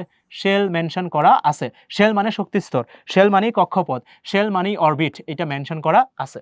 শেল মানে শক্তি স্তর, শেল মানে কক্ষপথ, শেল মানে হচ্ছে অরবিট, এটা মেনশন করা আছে। তাহলে শেল মেনশন করা থাকলে কয় নাম্বার শেলে মেনশন করা? কয় নাম্বার শেলে মেনশন করা? 3 নাম্বার শেল মেনশন করা। কয় নাম্বার শেল মেনশন করা? তোমাকে জেড ইফেক্টিভ বের করতে বলছে কয় নাম্বার শেলে? 3 নাম্বার শেলে। তাহলে এই শেল বাদ, এই শেল বাদ, এই শেলের ভিতরে, এই শেলের ভিতরে, এই শেলের ভিতরে কয়টা শেল আছে? 2টা শেল আছে, এটা আমার 3 নাম্বার শেল। এই শেলের ভিতরে কয়টা শেল আছে? এই শেলের ভিতরে 2টা শেল আছে। এই 2টা শেলে ইলেকট্রন কয়টা আছে? 10টা। তাহলে সিগমার ভ্যালু কত হবে? সিগমার ভ্যালু কত হবে? সিগমার ভ্যালু কত হবে? 13 13 বিয়োগ 10, তাহলে অ্যান্সার কত হবে? 3। ভাই আমি না বুঝি নাই, সমস্যা নাই, দেখো আমি আসি তো, আমি আরেকটা এটা একটু বুঝাই দিব, এই জিনিসটা একটু ধরে ধরে বুঝাই দিব, কারণ এই জিনিসটা বুঝতে হবে। যদি শেল মেনশন করা থাকে তাহলে একরকম কাহিনী, শেল মেনশন করা না থাকলে আরেক রকম কাহিনী। চলো আমরা একটু বুঝি, চলো বুঝি। ধরো এটা হচ্ছে অ্যালুমিনিয়ামের নিউক্লিয়াস, ওকে হইলো, এটা অ্যালুমিনিয়ামের প্রথম শক্তি স্তর, এটা প্রথম, এটা আমার দ্বিতীয়, এটা আমার দ্বিতীয়, ঠিক আছে, আর এটা আমার তৃতীয়, এটা আমার তৃতীয়। এবার ইলেকট্রনগুলো দিয়ে দিই, এটা তো প্লাস, 1 নাম্বার শেলে কয়টা আছে? 2টা, 2টা, এখানে কয়টা আছে? 8টা, 8টা দিয়ে দিলাম, 8টা, 8টা, আর 3 নাম্বার শক্তি স্তরে কয়টা আছে? 3টা, 1টা 2টা 3টা। তাহলে একটু শেলগুলা টাইনা দিই আমরা, চলো। এটা হচ্ছে আমার n=3, এটা হচ্ছে তোমার n=2, এটা হচ্ছে তোমার n=1, n=1। এবার তোমার কয় নাম্বার শেলে বলছে? 3 number shell, okay, so mark 3, so n=3, 3 number শেলে তোমাকে বের করতে বলছে। তাহলে 3 নাম্বার বাদ, 3 নাম্বার বাদ, 3 নাম্বার বাদ দিলে ভিতরের শেলে কয়টা ইলেকট্রন আছে তুমি একটু গুনো। 2 নাম্বার শেলে আছে কয়টা? তুমি একটু খেয়াল করো, 2 নাম্বার শেলে আছে কয়টা? 8টা, আর 1 নাম্বার শেলে কয়টা আছে? 2টা আছে, এইটাই আমি লিখছিলাম এখানে। তাহলে আমার টোটাল ইলেকট্রন কয়টা দাঁড়ালো? টোটাল ইলেকট্রন কয়টা দাঁড়ালো? 10টা দাঁড়ালো, টোটাল ইলেকট্রন 10টা দাঁড়ালো। দেখো তুমি একটু খেয়াল করে দেখো, সিগমার ভ্যালু আমি এখানে 10ই দিছিলাম, সিগমার ভ্যালু কত দিছিলাম? 10 দিছিলাম, তাহলে জেড ইফেক্টিভ কত হয়েছে? 3 হয়ে গেছে। এই হচ্ছে মোটামুটি ভাবে যখন শেল মেনশন করা থাকবে তখন সিগমার ভ্যালু বের করার নিয়ম। এখন তোমার মাথায় প্রশ্ন আসতে পারে, ভাই যদি শেল মেনশন করা না থাকে, শক্তি স্তর মেনশন করা না থাকে, ধরেন আমাকে প্রশ্নটা এরকম করলো, ধরেন আমি বললাম অ্যালুমিনিয়ামের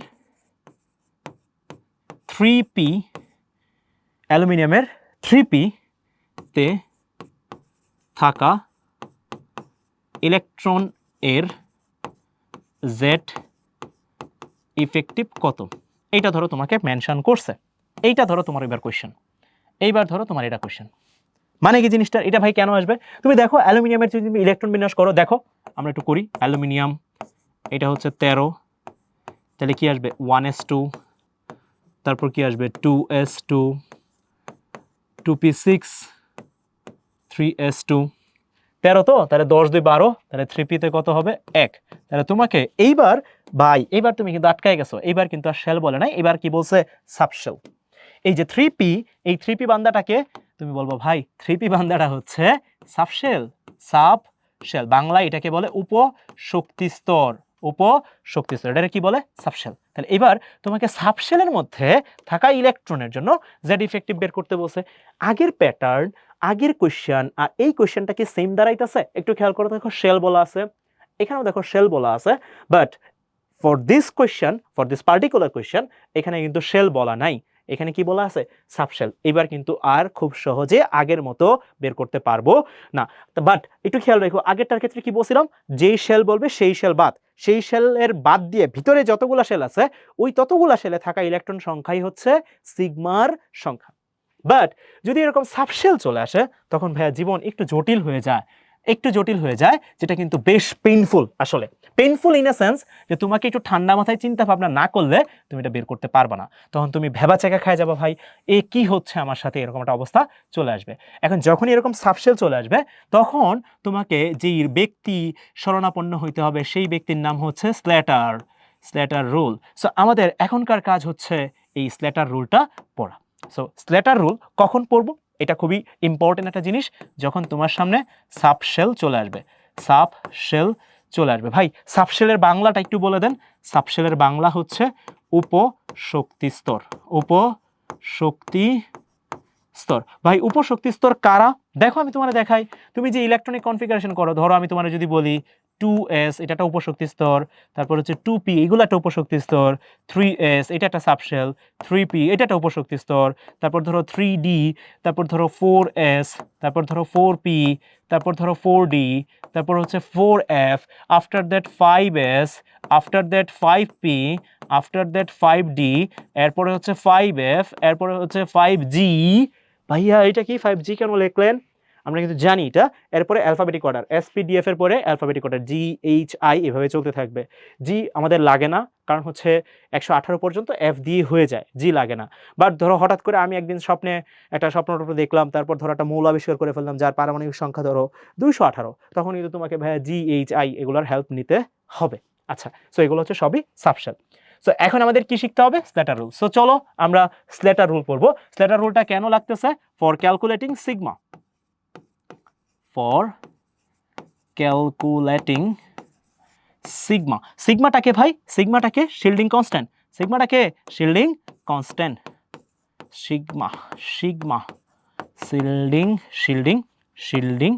কনস্ট্যান্ট সিগমা হচ্ছে আমার শিল্ডিং কনস্ট্যান্ট ওকে সো চলো আমরা এখন হচ্ছে শিল্ডিং কনস্ট্যান্ট যে ব্যাপারটা আছে সেটা একটু শিখে আসি দেখো status rules for calculating sigma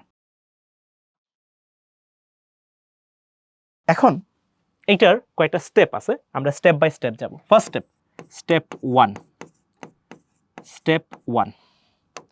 step 1 হচ্ছে ভাইয়া তোমাকে ইলেকট্রনিক কনফিগারেশন করতে হবে ইলেকট্রন বিন্যাস করতে হবে সহজ হিসাব একদম চোখ বন্ধ করে আগে ইলেকট্রন বিন্যাস করতে হবে এটা স্টেপ 1 স্টেপ 2 মানে এই রুলসটা কিভাবে তোমার সাথে ইন্ট্রোডিউস করবা তুমি সেটা আমি তোমাকে দেখাই দিচ্ছি ভাইয়া যাতে তোমার কোনো ঝামেলা না হয় আমি তো আসি স্টেপ 2 সো এই ক্ষেত্রে তুমি কি করবা গ্রুপিং এখন ভাই এটা একটু বুঝান ইলেকট্রন বিন্যাস তো আমি পারি আমি বস হ্যাঁ ইলেকট্রন বিন্যাসে ভাই আপনি শিখাইছেন একটা যে কোনো মৌলের ক্ষেত্রে ইলেকট্রনিক বিন্যাস কিন্তু আমরা শিখাইছি পারমাণবিক সংখ্যা 1 থেকে 118 পর্যন্ত ইলেকট্রনিক বিন্যাস কেমনে করতে হয় একটা শর্টকাট টেকনিক তোমাদেরকে শিখাইছিলাম সো গ্রুপিং জিনিসটা কি এইটা একটু বুঝতে হবে সো চলো আমরা একটু গ্রুপিং জিনিসটা একটু বুঝে ফেলি স্টেপ 2 এর আন্ডারে যেই গ্রুপিং পার্টটা আছে সেটা একটু শিখে ফেলি চলো সো দেখো এখানে কি আছে ধরো আমি তোমারে বললাম 1s তারপর কি থাকবে 2s তারপর কি থাকবে 2p তারপর কি থাকবে 3s তারপর থাকবে 3p তারপর কি থাকবে 3d তারপর থাকবে 4s তারপর থাকবে 4p তারপর থাকবে 4d তারপর থাকবে 4f এইভাবে থাকবে না হ্যাঁ ভাই এইভাবে থাকবে এটাকে গ্রুপিং করা গ্রুপিং বলতে ভাইয়া একটু খেয়াল করো 1 এ তো একটাই হয় তাহলে এটা হবে 1s 2 তে কয়টা হয় 2s 2p 3 তে 3s 3p এইবার একটু খেয়াল করো আমি কিন্তু 3d কে নেই নাই 3d হবে আলাদা গ্রুপিং 3D হবে আলাদা গ্রুপিং। তাহলে SRP একসাথে, DRF আলাদা গ্রুপিং, এটা মনে রাখবা। তাহলে 4S 4P একসাথে, 4D আলাদা, 4F আলাদা গ্রুপিং, আলাদা আলাদা গ্রুপিং করতে হবে। ভাই একটু একটা এক্সাম্পল দেন, তাহলে আমার জন্য খুব সহজ হয়। ধরো আমি এক্সাম্পল করলাম, হ্যাঁ, ধরো আমি তোমারে বললাম অ্যালুমিনিয়াম 13, অ্যালুমিনিয়াম 13, তাহলে এটার ইলেকট্রন বিন্যাস তুমি করো। তাহলে তুমি বলবা খুবই সহজ ভাই, এটা তো আমরা পারি, চলো করি, চলো করি। 1s2, 2s2, 2p6, 3s2, 3p1, ঠিক আছে। সো এই ক্ষেত্রে গ্রুপিং কি হবে? 1s2, এটা হবে একটা গ্রুপিং, এটা হবে একটা গ্রুপিং, হ্যাঁ হয়েছে ভাইয়া, হ্যাঁ ভাইয়া হয়েছে, হয়েছে, হয়েছে। তারপর হচ্ছে 2s2, 2p6, 2s2, 2p6। আচ্ছা আমি এখানে এই ইয়া দিয়ে করি, 1s2 একটা গ্রুপিং, তারপর 2s2, 2p6 একটা গ্রুপিং, 3s2, 3p1 এটা আরেকটা গ্রুপিং, এই যে গ্রুপিং হয়ে গেছে। ভাই আরেকটা একটু দেখান, ধরো আমি স্ক্যান্ডিয়াম 21 করলাম, হ্যাঁ, এটার ক্ষেত্রে গ্রুপিংটা কীরকম হবে? খুবই সহজ, 1s2, 2s2, 2p6,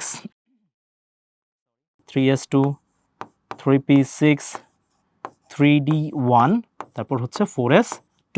তাহলে এখন ভাইয়া গ্রুপিংটা কেমনে করব? খুবই সহজ, আগেই যেটা বললাম, 1s2 একসাথে, 2s2, 2p6 একসাথে, 3s2, 3p6 একসাথে, 3d একসাথে, 4s তো আর নাই কেউ, তাহলে 4s2, এই যেভাবে গ্রুপিং।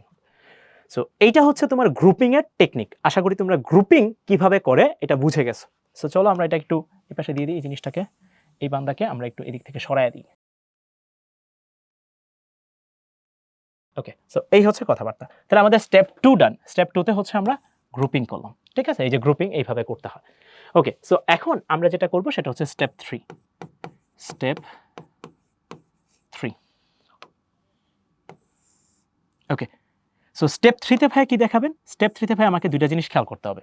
তোমাকে যেই ইলেকট্রন, দেখো আগের যে প্রশ্নটা ছিল এখানে দেখো অ্যালুমিনিয়ামের 3p তে থাকা ইলেকট্রন, 3p তে ইলেকট্রন কয়টা আছে? ইলেকট্রন বিনে কনফিগারেশন করছিলাম, এই দেখো একটা আছে। এখন 3 তে কিন্তু আরো আছে, 3s এও ইলেকট্রন আছে, আছে না ভাইয়া? হ্যাঁ 3s এও তো ইলেকট্রন আছে, এই যে এই জায়গায় তো ইলেকট্রন আছে, আছে না? হ্যাঁ 3p তেও ইলেকট্রন আছে, তোমার 3p তেই এক্সাক্ট লাগবে।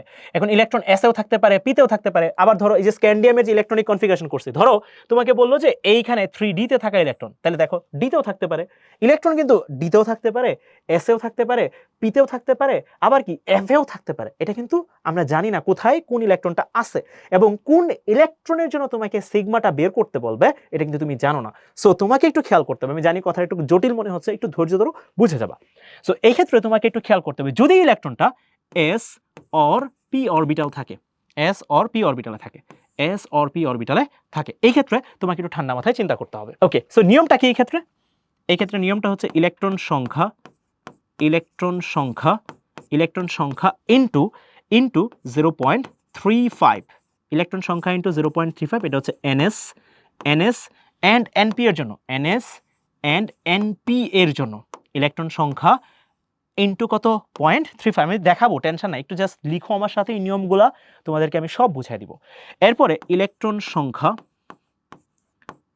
ইলেকট্রন সংখ্যা গুণ 0.85, 0.85, এটা হচ্ছে ভাইয়া n-1 এ যারা যারা থাকবে, n-1 এ যারা যারা থাকবে, n-1 এ যারা যারা থাকবে, ইলেকট্রন সংখ্যা ইনটু 0.85, এটা হচ্ছে n-1 এ যারা থাকবে।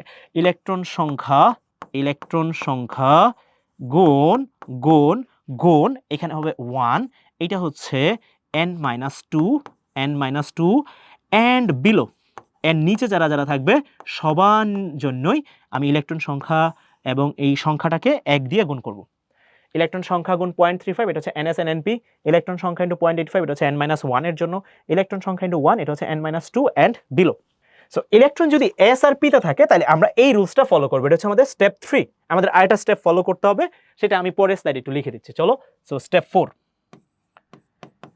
স্টেপ 4। সো আমাদের এখন স্টেপ 4 দেখতে হবে, স্টেপ 4। সো স্টেপ 4 এ কি বলতেছিলে? স্টেপ 4 এ এখানে একটু খেয়াল করো, ইলেকট্রনটা কোথায় আছে? s অর p তে। এবার ইলেকট্রন তো d আর f এও থাকতে পারে, দেখো d অর f এ যদি থাকে ইলেকট্রন, d অর f এ যদি থাকে, তোমরা যারা যারা দেখতেছো একটু ধৈর্য ধরো, আমি সব বুঝাই দিব, টেনশন নাই, সব বুঝাই দিব, কোনো টেনশন নাই। এক্ষেত্রে নিয়মটা কি?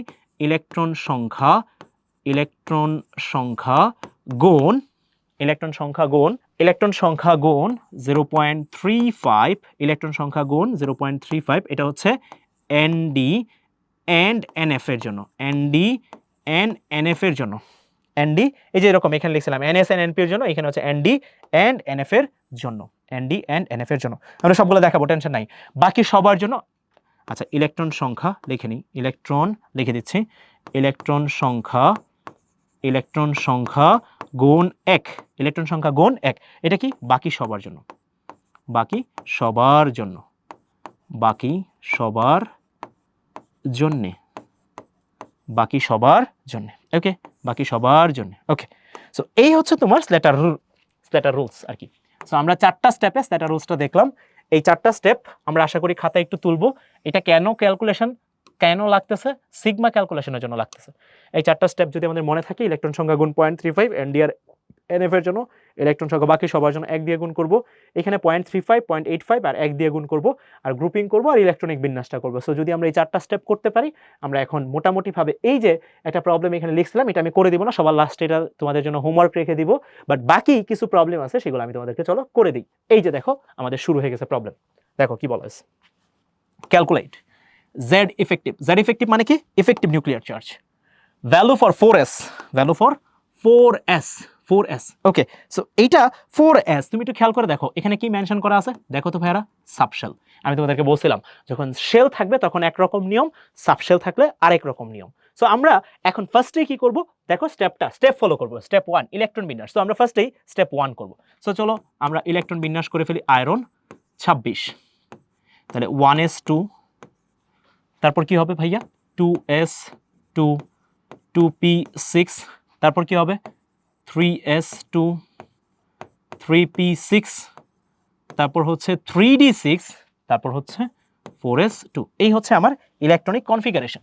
আমার ইলেকট্রনিক কনফিগারেশন দাঁড়ায় গেছে, হ্যাঁ ভাইয়া ইলেকট্রনিক কনফিগারেশন আপনি অলরেডি দাঁড় করায় ফেলছেন। ওকে, সো স্টেপ 1 আমাদের ডান, স্টেপ 1 ডান, স্টেপ 1 ডান। স্টেপ 1 এ আমরা কি করছিলাম, ইলেকট্রন বিন্যাস। স্টেপ 2 তে কি করছি, গ্রুপিং কেমনে করে এটা অলরেডি আমি তোমাদেরকে শিখাইছি। চলো আমরা গ্রুপিংটা করে ফেলি এখন, চলো গ্রুপিংটা করে ফেলি। সো 1s এটাকে একটা গ্রুপিং করব, 2s2, 2p6 এটা একটা গ্রুপিং, ওকে, 3s2, 3p6 এটা একটা গ্রুপিং, 3d6 এটা আরেকটা গ্রুপিং, 4s2 এটা আরেকটা গ্রুপিং। ইলেকট্রন কোথায় আছে, কোন ইলেকট্রনের জন্য বের করতে হবে, 4s যে ইলেকট্রনটা আছে সেটার জন্য, একটু খেয়াল করো 4s এর জন্য। এখন তোমাদেরকে ঠান্ডা মাথায় বুঝাই, দেখো আমরা যখন শিল্ডিং ইফেক্টের ডেফিনেশনটা দিচ্ছিলাম, যত জায়গায় ডেফিনেশন দিচ্ছিলাম তোমরা একটু খেয়াল করো, আমি তোমাদের যে চিত্রগুলো আইকে দেখাইছিলাম কোথায় আছে, এই যে দেখো বহিস্থ স্তরের একটা ইলেকট্রনের উপর দেখাইছিলাম, এখানে দেখো বহিস্থ স্তরের কয়টা ইলেকট্রনের জন্য দেখাইছি, একটা ইলেকট্রনের জন্য দেখাইছি, কয়টা, একটা, এটা মনে রাখবা। এখানে যদি 10টা ইলেকট্রন থাকে আমি কিন্তু একটা ইলেকট্রনের উপর বের করব, তাহলে বাকি 9টা ইলেকট্রন কিন্তু ওইখানে আছে।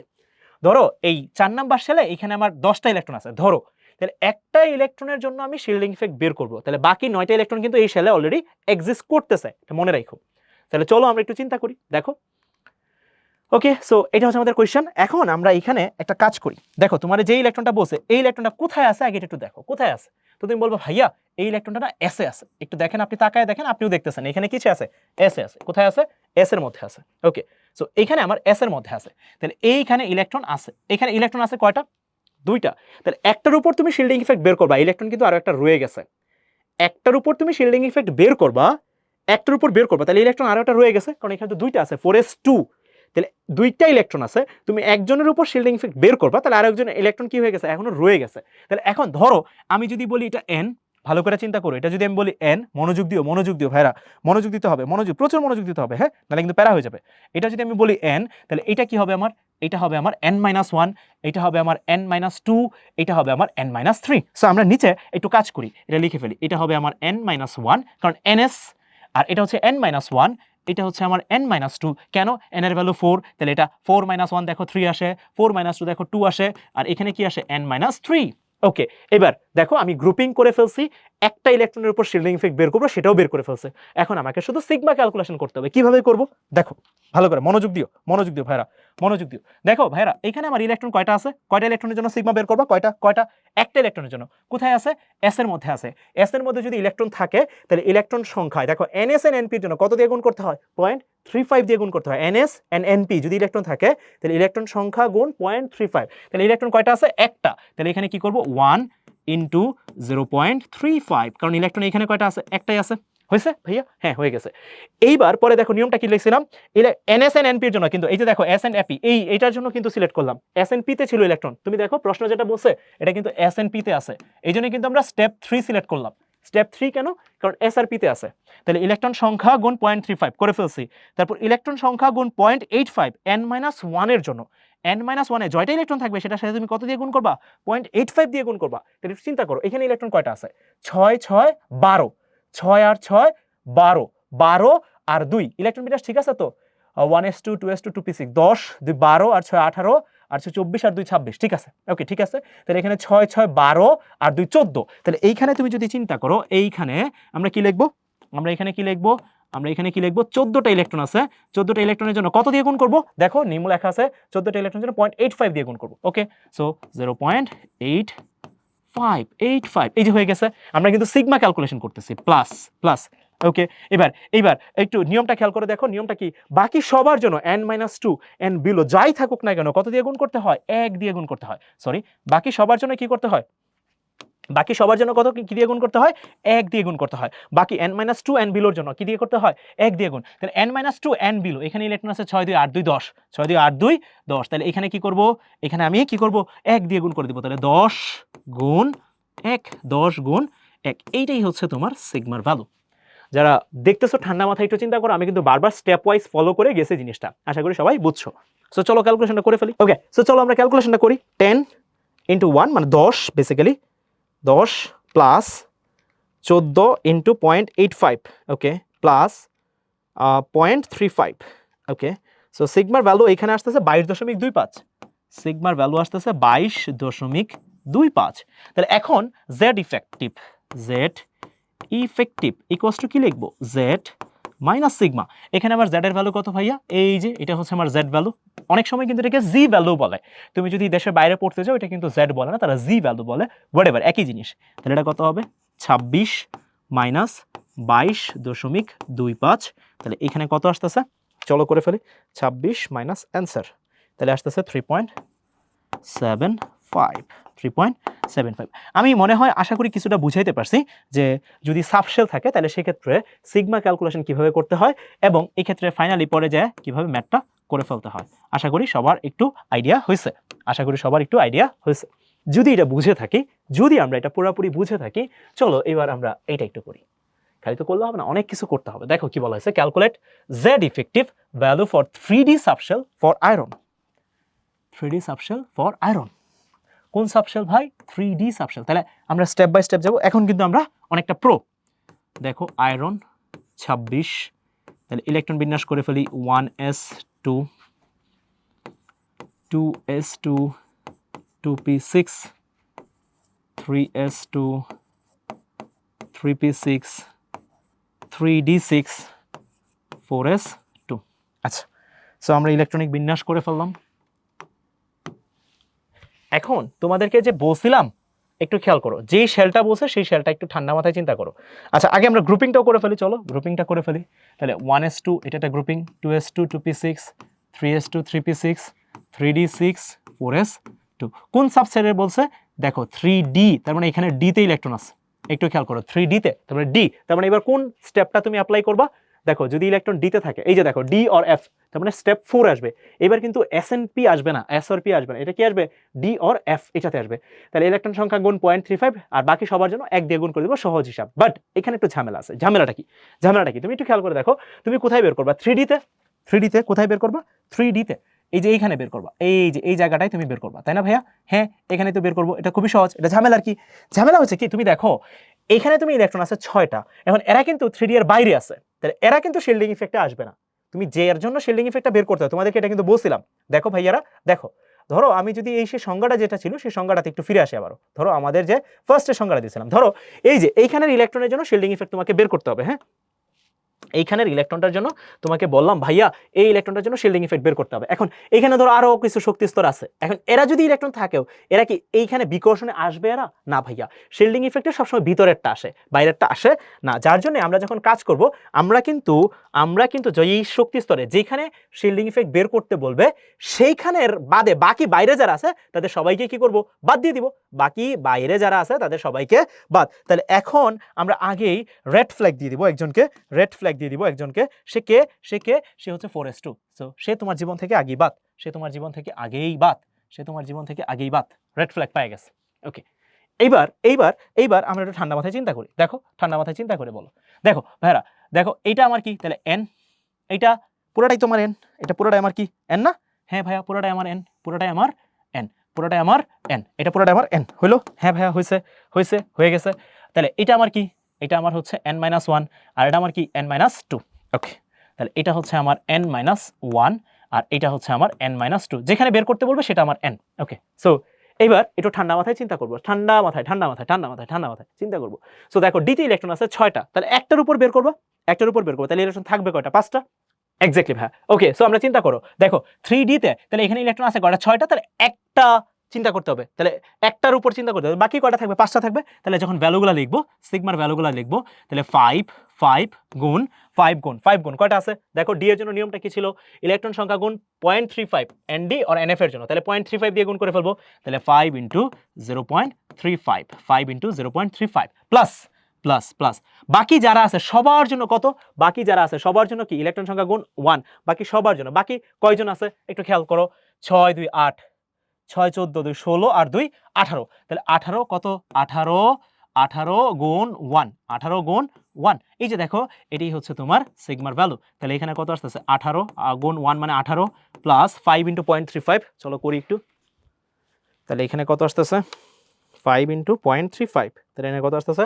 1.75। তাহলে 18 যোগ 18, তাহলে এটা আসতেছে 19.75। ওকে, তাহলে কিন্তু আমার মোটামুটি দাঁড়ায় গেল 19.75। তাহলে এখানে z effective equals to z minus sigma.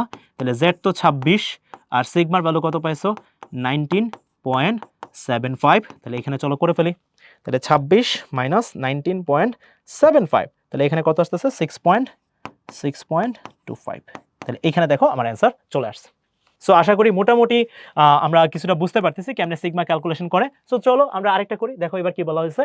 Calculate the Z effective value for 3p subshell of iron. 3p subshell, তাহলে দেখো আয়রনের 3p সাবশেলের জন্য করি। তাহলে আগের মতোই আয়রন 26, তাহলে 1s2, তারপর হচ্ছে 2s2, 2p6, তারপর হচ্ছে 3s2, 3p6, তারপর হচ্ছে 3d6, আফটার দ্যাট হচ্ছে 4s2। ইলেকট্রন বিন্যাস ডান। এখন আমরা করে ফেলবো গ্রুপিং। চলো গ্রুপিং করে ফেলি। 1 2, এই যে এইখানে গ্রুপিং, এইখানে গ্রুপিং, এইখানে গ্রুপিং। এখন একটু খেয়াল করো, একটা নিয়ম বলে দিই তোমাদের, শর্টকাট একটা নিয়ম বলে দিই। যেই গ্রুপে বলবে শিল্ডিং ইফেক্ট বের করতে সেই গ্রুপ ধরবা, এর বাইরে ডান দিকে যারা থাকবে সবাই বাদ। তুমি একটু খেয়াল করে দেখো, এখানে 3D তে বলছিল, তাহলে এই গ্রুপে বলছে, তাহলে এই গ্রুপের ডান দিকে যারা আছে তাদেরকে তুমি দেখো রেড ফ্ল্যাগ দিছো। এবার এই গ্রুপেই বলছিল, এই গ্রুপের ডান দিকে কি আরো কেউ আছে? না, তাহলে তাদের রেড ফ্ল্যাগ দেওয়ার কিছু নাই, তারা বাদ না, কারণ এরা ভিতরে আছে, ভিতরের মানুষজন শিল্ডিং ইফেক্টে যায়। বাট যেই গ্রুপে বলবে বা যেইখানে বলবে সেখানে একটা ইলেকট্রনকে সিলেক্ট করে বাকিগুলো থাকবে ইলেকট্রন কাউন্টিং এ, এটা একটা নিয়ম। আর একটা নিয়ম হচ্ছে কি বললাম, যেই গ্রুপে বলবে সেই গ্রুপের ডান দিকে যারা আছে সবাই বাদ যাবে। ওকে, সো চলো এবার এখানে চিন্তা করি, এইখানে আমার কোন সাবশেলে বের করতে বলা হয়েছে?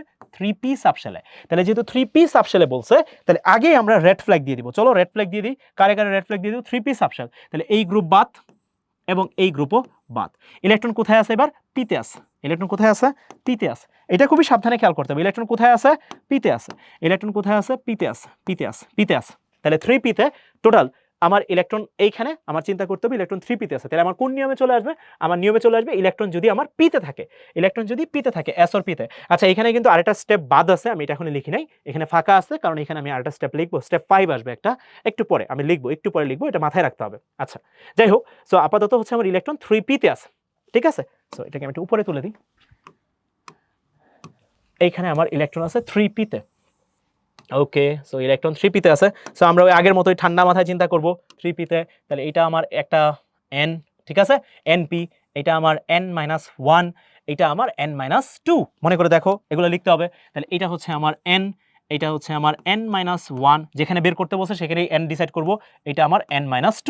আচ্ছা, এবার এখানে ইলেকট্রন কয়টা আছে? তুমি বলবা 3p তে ইলেকট্রন আছে 6টা, তাহলে একটা বাদ, তাহলে থাকবে কয়টা? 5টা। তাহলে একটু চিন্তা করো, 5টা, এই গ্রুপের মধ্যে 5টা, সাথে আরো কয়টা আছে? আরো 2টা আছে না? তাহলে টোটাল ইলেকট্রন এখানে কয়টা হবে? তুমি গ্রুপ ওয়াইজ ধরবা, গ্রুপ গ্রুপ, যেই শেলেই বলুক না কেন সেটা কোন গ্রুপে আছে সেই গ্রুপ চিন্তা করবা। সেখানে যদি ইলেকট্রন থাকে 20টা, তাহলে একটা বাদ দিয়ে বাকি 19টা কিন্তু ওই গ্রুপের মধ্যে আছে। তাহলে ওই 19টা ইলেকট্রন কিন্তু থাকবে, এটা মনে রাখবা। তাহলে এইখানে খেয়াল করে দেখো, এখানে আমার ইলেকট্রন আছে কয়টা? 8টা। ইলেকট্রন আছে কয়টা? 8টা। ইলেকট্রন আছে কয়টা? 8টা। তাহলে এখন আমি যখন চিন্তা করতে যাব, এখানে আমার ইলেকট্রন কয়টা আসবে? 7টা। তাহলে 7, কারণ হচ্ছে 8টা, একটা বাদ যাবে, বাকি 7টা আসবে, তাহলে 7। এনএস আর এনপি তে যদি থাকে, এনএস আর এনপি তে যদি থাকে কত দিয়ে? 0.35, 0.85 আর হচ্ছে 0.1, মানে 1 দিয়ে, তাহলে 0.35 দিয়ে গুণ করে ফেলবো। তাহলে এইখানে 7 ইন্টু 0.35, ওকে, লিখে ফেললাম প্লাস প্লাস। এবার এইখানে তুমি যদি চিন্তা করো, এইখানে এইখানে n-1, হ্যাঁ, n-1, এইখানে আমার ইলেকট্রন কয়টা আছে? 8টা। 8টা, তাহলে 8 ইন্টু 0.85, 8 ইন্টু 0.85 প্লাস প্লাস, হ্যাঁ। এইখানে আমার ইলেকট্রন আছে কয়টা? এখানে ইলেকট্রন আছে 2টা। তাহলে এখানে 2 এর জন্য কত দিয়ে গুণ করব? 1 দিয়ে গুণ করব, 2 ইন্টু 1। এটাই হচ্ছে আমার সিগমা। তাহলে চলো ক্যালকুলেশনটা করে ফেলি। 2 যোগ 8 ইন্টু 0.85 যোগ 7 ইন্টু 0.35, ওকে, তাহলে এটা আসতেছে 11.25, 11.25, ঠিক আছে। তাহলে নাও ক্যালকুলেশন ভুল করছি কিনা মনে হয় না, তাও একবার চেক দিই দেখি। 2 প্লাস 8 ইন্টু 0.85 প্লাস 7 ইন্টু 0.35, হ্যাঁ, 11.25। তাহলে 26 জেড মাইনাস সিগমা, তাহলে 26 মাইনাস 11.25, তাহলে 26 মাইনাস 11.25, এটা আসতেছে তোমার 14.75। এই হচ্ছে তোমার জেড ইফেক্টিভ চলে আসলো এটার জন্য। আশা করি সবাই বুঝছি। এবার চলো এটা একটু করে ফেলি। এটা এখান থেকে একটা ডিসিশন নিব, দ্যাটস ওয়াই এটা করতেছি। দেখো, ক্যালকুলেট জেড ইফেক্টিভ ফর কি বলছে? কি বলছে? 3s। 3s মনে রাখবা, গ্রুপ ধরবো, গ্রুপের মধ্যে যদি 10টা ইলেকট্রন থাকে তাহলে একটা ইলেকট্রনের উপর বের করবো, তাহলে 9টা ইলেকট্রন থাকবে। গ্রুপ ধরে ধরে কাজ করতে হয়, গ্রুপ ধরে ধরে। তাহলে আগের মতোই আয়রন, ভাই সবই আয়রন নিচ্ছেন, বাকিগুলো নেবেন? অবশ্যই নিব, অবশ্যই নিব। খেয়াল করো, একটু দেখো, আমরা আস্তে আস্তে আগাই। 1s2, 2s2, 2p6, 3s2, 3p6, 3d6, 4s2। So আমরা গ্রুপিং করে ফেলি, চলো। স্টেপ 1 ডান, তারপর grouping 1s2, 2s2, 2p6, 3s2, 3p6, 3d6, after that 4s2। এবার 3s এ বের করতে বসে, তাহলে এইখানে দেখো ইলেকট্রন কোথায় আছে? s এ আছে। তাহলে এখন আমরা ওই যে n লিখে ফেলি, চলো n লিখে ফেলি, n এর কাজ কাম সেরে ফেলি। তাহলে এটা হচ্ছে তোমার n। আচ্ছা, এখানে দেখো 3s এ বসে, তাহলে এই গ্রুপ আছে, তাহলে এই গ্রুপের বাইরে যে গ্রুপগুলো আছে তাদেরকে আগে রেড ফ্ল্যাগ দিয়ে দিই। এই গ্রুপের বাইরে যারা আছে তাদেরকে রেড ফ্ল্যাগ, এই গ্রুপ বাদ, এই গ্রুপ বাদ, গ্রুপ ধরে ধরে এই গ্রুপে বের করব। তাহলে এই গ্রুপের ডান দিকে যারা আছে তারা সবাই বাদ, ওকে, দিয়ে দিলাম বাদ, তারা বাদ, তারা বাদ। তাহলে এটা n, তাহলে এটা n, এটা হচ্ছে আমার n-1, n-1, আর এটা হচ্ছে আমার n-2, এটা হচ্ছে আমার n-2, ওকে। সো মোটামুটি আমার এটা দাঁড়ায় গেল। এখন ইলেকট্রনটা কোথায় আছে? s এ আছে। এইবার তুমি ভ্যালু কত বসাবা এখানে? তো তুমি চিন্তা করবা, ভাইয়া আমার এখানে s এ আছে 2টা ইলেকট্রন, p তে আছে 6টা ইলেকট্রন, টোটাল ইলেকট্রন কয়টা? 8টা, তাই না? হ্যাঁ, 8টা। এবার ইলেকট্রন কোথায় আছে? s এ আছে। তাহলে চলো ভ্যালুগুলো বসাই দিই। 8টা ইলেকট্রন, তাহলে একটার উপর বের করব, তাহলে একটা বাদ যাবে, বাকিগুলো তো থাকবে। তাহলে 7 ইন্টু s আর p তে থাকলে 7 ইন্টু 0.35, 7 ইন্টু 0.35 প্লাস প্লাস, এখানে যারা আছে তাদের জন্য কত হবে? এখানে ইলেকট্রন কয়টা আছে? 8টা। 8 ইন্টু 0.85, 8 ইন্টু 0.85 প্লাস প্লাস, এখানে কয়টা আছে? এখানে কয়টা আছে? এই n-2 আর বিলোর জন্য কত হয়? যা আছে সব 1, তাহলে 2 ইন্টু 1, 2 ইন্টু 1, এটা হচ্ছে তোমার সিগমার ভ্যালু। তুমি একটা জিনিস এখানে ক্যালকুলেশন করলে কত আসবে? ক্যালকুলেশন করলে আসবে 11.25, 11.25। তাহলে now Z effective equal Z minus sigma, তাহলে 26 মাইনাস 11.25, তাহলে এটা আসবে হচ্ছে 14.75, 14.75। এবার এখানে একটা দেখার মতো বিষয় আছে, খুবই চমৎকার একটা দেখার মতো, মানে চিন্তা করার মতো বিষয় আর কি। তুমি একটা জিনিস খেয়াল করছো কিনা জানি না, তুমি দেখছো কিনা জানি না, আমি যখন অঙ্কটা সলভ করছি বারবার আগের স্লাইডে যাচ্ছিলাম। কেন জানো? কেন যাচ্ছিলাম জানো? তুমি একটু খেয়াল করে দেখো, তুমি জাস্ট একটু ঠান্ডা মাথায় চিন্তা করো, দেখো তো 3s 3s 3s আর আগের অঙ্কটা ছিল 3p, এরা কি একই গ্রুপে না আলাদা গ্রুপে? তুমি বলবো ভাই আল্লাহ এরা তো একই গ্রুপে, দেখেন ভাইয়া এই দেখেন একই গ্রুপে 3s 3p, এখানে দেখেন 3s 3p একই গ্রুপে। তাহলে একই গ্রুপের যারা মানুষ আছে সবার জন্য শিল্ডিং ইফেক্টের ভ্যালু কি আসবে? সেম আসবে। তুমি দেখো এখানে আমার অ্যান্সার কত আসছে, তুমি দেখো ভাইরা একটু খেয়াল করে দেখো 14.75 আসছে, 14.75 আসছে। একইভাবে এইখানে আমার ভ্যালু কত আসছে? 14.75। তার মানে কি বলতে পারি? For any type of same group shielding effect will be same. মানে কোনো একটা সেম গ্রুপের কোনো একটা ইলেকট্রনের জন্য শিল্ডিং ইফেক্টের ভ্যালু কি হবে? সেম হবে। তাহলে এখানে মনে রাখতে হবে সেম গ্রুপ এর জন্য সিগমা কি কনস্ট্যান্ট, সিগমা কনস্ট্যান্ট। তাহলে জেড ইফেক্টও কি হবে? জেড ইফেক্টও কি হবে?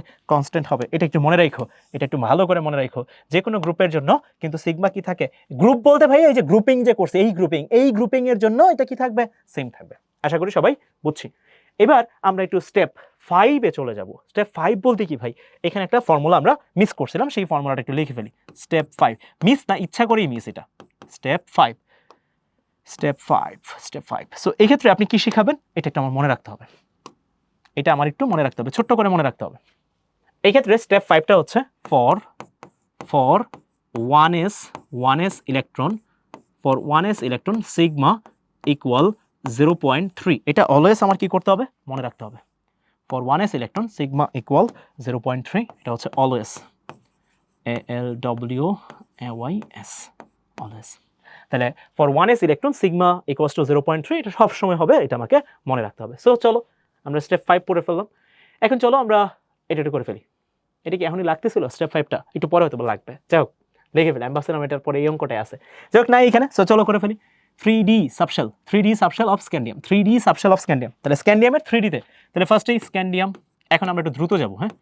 সো 1s2, তারপর হচ্ছে 2s2, 2p6, 3s2, 3p6, তারপর হচ্ছে 3d1, তারপর হচ্ছে ভাই 4s2। তারপর এখন আমরা কি করব? Grouping 4s2, 3d1, 3s2, 2p6, 1s2। হ্যাঁ, তাহলে 3d1 বের করতে বলছে, তাহলে রেড ফ্ল্যাগ দিয়ে দিই। চলো ডান পাশে যারা আছে তারা কি হয়ে যাবে ভাই? Red flag. এই যে ভাই জীবন জ্যোতি তাদের রেড ফ্ল্যাগ, হ্যাঁ ওকে রেড ফ্ল্যাগ দিয়ে দিলাম ভাই। এখন এটা হচ্ছে আমার n, আসলে এটা পুরোটাই n, এটা না, এটা পুরোটাই n, এটা হচ্ছে আমার n-1, আর এটা হচ্ছে n-2। সো চলো লিখে ফেলি। এটা হচ্ছে আমার n, এটা হচ্ছে আমার n-1, আর এটা হচ্ছে n-2। ইলেকট্রন আছে ডিতে, ইলেকট্রন কোথায় আছে? ডিতে। সো খেয়াল রাখতে হবে তোমাকে ডি নিয়ে কাজ, তোমার কাজ হচ্ছে ডি নিয়ে, ওকে। সো তোমার কাজ হচ্ছে ডি নিয়ে। ইলেকট্রন কয়টা আছে ডিতে? একটা আছে। আচ্ছা, তাহলে এইবার একটু চিন্তা করো, একটা ইলেকট্রন আছে এখানে, কয়টা ইলেকট্রন? একটা ইলেকট্রন। সো আমরা যখন চিন্তা করতাম শিল্ডিং ইফেক্ট, ধরো দুইটা ইলেকট্রন আছে, তাহলে আমি একটার উপর বের করতাম, তাহলে একটার উপর রাখতাম, একটাকে কাউন্টিং আনতাম। এখন এখানে আসেই বাবা একটা, তাহলে এটার উপর বের করবো। বাকি আর কোনো ইলেকট্রন আছে? না ভাইয়া, বাকি আর কোনো ইলেকট্রন নাই। সো এই ক্ষেত্রে আমরা কি করব? এই ক্ষেত্রে নিয়মটা কি? একটা ইলেকট্রনই আছে, সো বাকি আর কোনো ইলেকট্রন নাই। তাহলে এই বান্দা কিন্তু সাবধানে ঝামেলায় সলভ করতে হবে। 0 × 0.85। আমার যতটুকু মনে পড়ে ডিতে ইলেকট্রন থাকলে 0.85 দিয়ে গুণ করতে হয়, ভুল না করে থাকলে তাই মনে হয় নিয়ম। ডিতে ইলেকট্রন থাকলে 0.35, সরি, এটা হচ্ছে 0.35 দিয়ে গুণ করতে হবে, 0.35 দিয়ে গুণ করতে হবে, 0.35 দিয়ে গুণ করতে হবে।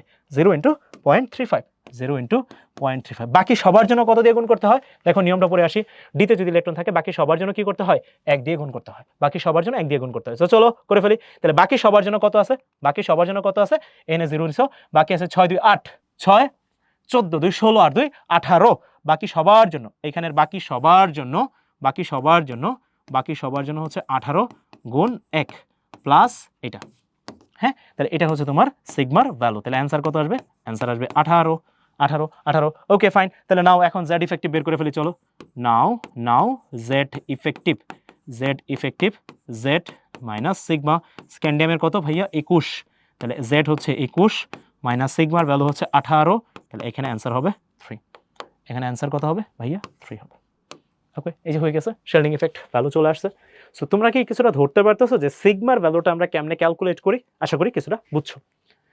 দেখো কি বলা হয়েছে এবার, এই যে ভাইয়া এইবার স্টেপ 5টা লাগবে। Calculate Z effective value. Z effective value এটা কিন্তু খুবই ইম্পর্টেন্ট। এটা মাঝে মাঝেই উন্নত রাষ্ট্রের উন্নত বিশ্ববিদ্যালয়ে চলে আসে এটা, সো খেয়াল রাখতে হবে এটা। Calculate Z effective value for 1s subshell of helium. Okay, so helium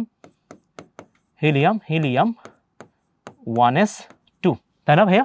তাহলে এখন দেখো জেড ইফেক্টিভ যদি বের করতে চাও, Z effective equal Z minus sigma.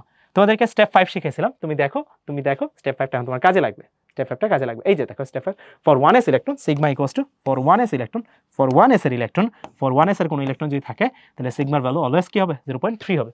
তাহলে এখানে দেখো, এখানে তো আমার ইলেকট্রন কয়টা আছে? দুইটা আছে। তাহলে একটার উপর বের করবো, তাহলে একটা বাদ, বাকি থাকবে একটা। তাহলে সিগমার ভ্যালু একটার জন্য কত হবে? Z minus 0.3। হিলিয়ামের ভ্যালু কত এখানে? 2, তাহলে জেড এর ভ্যালু হচ্ছে 2 মাইনাস 0.3, তাহলে এখানে অ্যান্সার হচ্ছে 1.7। ডান। আচ্ছা, এবার দেখো আরেকটা করে ফেলি। Calculate Z effective 1s subshell of hydrogen. 1s subshell of hydrogen, এটা আরো সহজ। হাইড্রোজেন, এখন এখানে হচ্ছে 1s 1, ইলেকট্রনই আছে একটা। মনে আছে এই যে এরকম একটা কাহিনী দেখছিলাম, ইলেকট্রনই একটা থাকলে তখন কি দিয়ে গুণ করতে হয়? 0 দিয়ে গুণ করতে হয়, কারণ একটার উপর তো বের করবো, তাহলে বাকি তো আর কিছু নাই। তাহলে এখানে একটাই আছে, তাহলে এইখানে আমরা যদি লিখি Z effective equal Z minus sigma, Z এর ভ্যালু হচ্ছে 1। এবার ইলেকট্রন কি সিগমা 1s এর ইলেকট্রনের জন্য কি 0 দিয়ে গুণ, মানে 0.35 দিয়ে 0.3 দিয়ে গুণ, 1s এর ইলেকট্রনের জন্য কি 0.3 দিয়ে গুণ করতে হয় না? হ্যাঁ ভাইয়া 0.3। তাহলে এখানে ইলেকট্রন আছে একটা, তাহলে 0 ইন্টু 0.3, তাহলে অ্যান্সার কত হবে? 1 হবে। মিনস এই জায়গাটায় এসে Z effective equals to Z হবে, তার মানে এখানে কোনো শিল্ডিং ইফেক্ট থাকে না। ওকে ওকে, আচ্ছা এবার দেখো কি বলা হয়েছে। আচ্ছা এইবার আমরা একটু ঠান্ডা মাথায় চিন্তা করবো, তোমরা নিজেরা বুঝবা। দেখো group and periodic relation of Z effective, তোমরা নিজেরা বুঝবা। তুমি একটু মনে করো তো ভাইরা, এই বরাবর এটা পিরিয়ড, এই বরাবর সাইজ বাড়ে না কমে? তোমরা আমাকে বলো, তোমরা আমাকে ঠান্ডা মাথায় বলো, চিন্তা করে তুমি বলবো ভাই এই বরাবর তো সাইজ কমে। হ্যাঁ ভাই এই বরাবর সাইজ কমে, তাহলে ডাউনওয়ার্ড সাইন। তোমাদেরকে একদম শুরুতে আমি তোমাদের এই সাইজের সাথে জেড ইফেক্টিভ অলরেডি পড়াই ফেলছি, তুমি একটু দেখো, তোমাদেরকে একটু দেখাই। দেখো আমি তোমাদের অলরেডি পড়াইছি, কোথায় আছে? আমরা কিছু থিওরি দাঁড় করেছিলাম, কোথাও না কোথাও আছে, আমরা পড়ছি। ও মাই গ্যাশ, এই যে ভাইয়া জেড ইফেক্টিভের সাথে সাইজের সম্পর্ক হচ্ছে ব্যস্তানুপাতিক। তাহলে সাইজ যত বড় জেড ইফেক্টিভ তত কম, সাইজ যত কম জেড ইফেক্টিভ তত বড়। তাহলে সাইজ কমলে জেড ইফেক্টিভ বাড়বে, ব্যস্তানুপাতিক সম্পর্ক, এটা মনে রাখো, তাহলে হবে। তাহলে আমরা চলে আসি। অনেক দেখাই ফেলছি, আচ্ছা সাইজ কম, তাহলে এই জায়গাটায় জেড ইফেক্টিভ কি হবে ভাইয়া? বাড়বে। জেড ইফেক্টিভ কি হবে? বাড়বে, জেড ইফেক্টিভ বাড়বে। ওকে ওকে, এটা হচ্ছে পিরিয়ডিক রিলেশন। এটা কি রিলেশন ভাইয়া? Periodic relation. এইবার একটা ঠান্ডা মাথায় আরেকটু চিন্তা করতে হবে। এটা আমার গ্রুপ রিলেশন, এই বরাবর আমার কি রিলেশন? Group relation. এখন একটা মজার কাহিনী কি জানো? মজার কাহিনীটা হচ্ছে ভাইয়া, তুমি যখন গ্রুপ বরাবর আসবা, তোমাদেরকে একটা জিনিস শিখাইছিলাম, গ্রুপ বরাবর জেড ইফেক্টিভ কখনোই কি হয় না? চেঞ্জ হয় না। তাহলে এটা হচ্ছে গ্রুপ বরাবর, হ্যাঁ বরাবর, অধ্যাপক, হ্যাঁ বরাবর, গ্রুপ বরাবর জেড ইফেক্টিভ কি থাকে? কনস্ট্যান্ট থাকে। জেড ইফেক্টিভ কি থাকে? কনস্ট্যান্ট থাকে। ওকে, তাহলে গ্রুপ বরাবর জেড ইফেক্টিভ কনস্ট্যান্ট থাকে ভাই। ওকে, সো আমরা কিন্তু জেড ইফেক্টিভ রিলেশন শিখে ফেললাম। এটা হচ্ছে পিরিয়ড রিলেশন, এটা হচ্ছে পিরিয়ড বরাবর, এটা হচ্ছে তোমার পিরিয়ড বরাবর বা পর্যায় বরাবর, পিরিয়ড বরাবর বা কি পর্যায় বরাবর সাইজ কমে জেড ইফেক্টিভ বাড়ে, আর গ্রুপ বরাবর জেড ইফেক্টিভ কনস্ট্যান্ট থাকে। আচ্ছা মোটামুটি এটা আমার মনে থাকতে হবে। এবার আরেকটা জিনিস আমাকে একটু মনে রাখতে হবে, Z effective proportions to positive charge যত বাড়বে জেড ইফেক্টিভ তত বাড়বে। এটা মনে রাখবা, ভালো করে মনে রাখবা। Z effective inversely proportional to negative charge,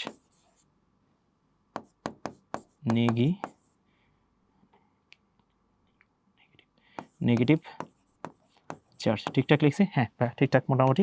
so Z effective proportional to positive charge আর Z effective proportional to negative charge.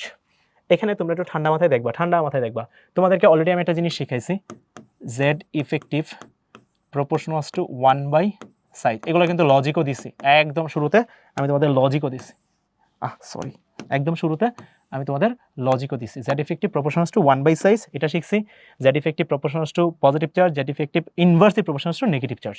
এবার এই দুটা থিওরি এখানে অ্যাপ্লাই করবো, তোমাদের ভালো করে ঠান্ডা মাথায় চিন্তা করবা, তোমরা দেখবে অনেক প্রশ্নের অ্যান্সার পারবা।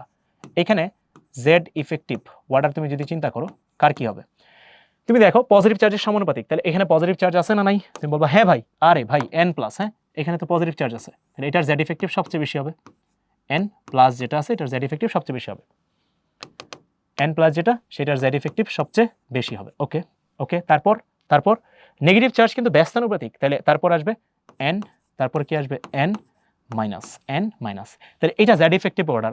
এখন আমি যদি বলি তাহলে সাইজের অর্ডারটা কি হবে, তুমি বলবো ভাই আল্লাহ এটা কি করলেন আপনি, হ্যাঁ দেখেন ভাইয়া জেড ইফেক্টিভের সাথে সাইজের রিলেশনটা হচ্ছে ব্যস্তানুপাতিক, তাহলে সাইজের রিলেশনটা কি হবে, এটা ঠিক উল্টাটা হবে, তাহলে n মাইনাস সাইজ বলতে অ্যাটমিক সাইজ বলতে ভাই এখানে কি বোঝাচ্ছেন, এটা বুঝতে হবে। সাইজ বলতে ভাই আপনি এখানে কি বোঝাচ্ছেন, অ্যাটমিক সাইজ, পারমাণবিক আকার। সাইজ বলতে আমরা এখানে অ্যাটমিক সাইজ বুঝতেছি, সাইজ বলতে ভাই এখানে আমরা অ্যাটমিক সাইজ বুঝতেছি। এবার একটু খেয়াল করো, এখানে যদিও সিরিয়াল অনুযায়ী লেখা আছে, এখানে দেখো ইলেকট্রন সবার সেম, ইলেকট্রন সবারই মোটামুটি সেম, এই সিচুয়েশনকে আমরা বলি আইসো ইলেকট্রন। ইলেকট্রন সবার যদি সেম হয় তখন আমরা বলি আইসো ইলেকট্রন, আইসো মানে সেম, তাহলে আইসো ইলেকট্রন।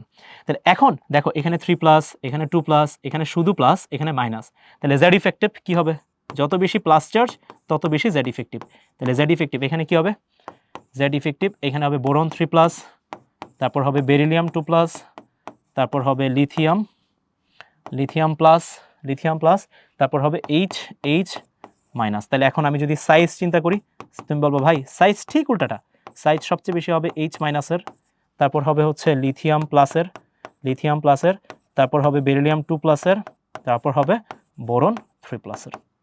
এই দেখো ভাইয়া রিলেশন দাঁড়ায় গেছে। সো তুমি যদি ঠান্ডা মাথায় চিন্তা করো অনেক কিছুই কিন্তু এখন অ্যান্সার করতে পারবা। দেখো নিচের কোনটিতে সর্বোচ্চ পরিমাণ লো শিল্ডিং ইফেক্ট রয়েছে।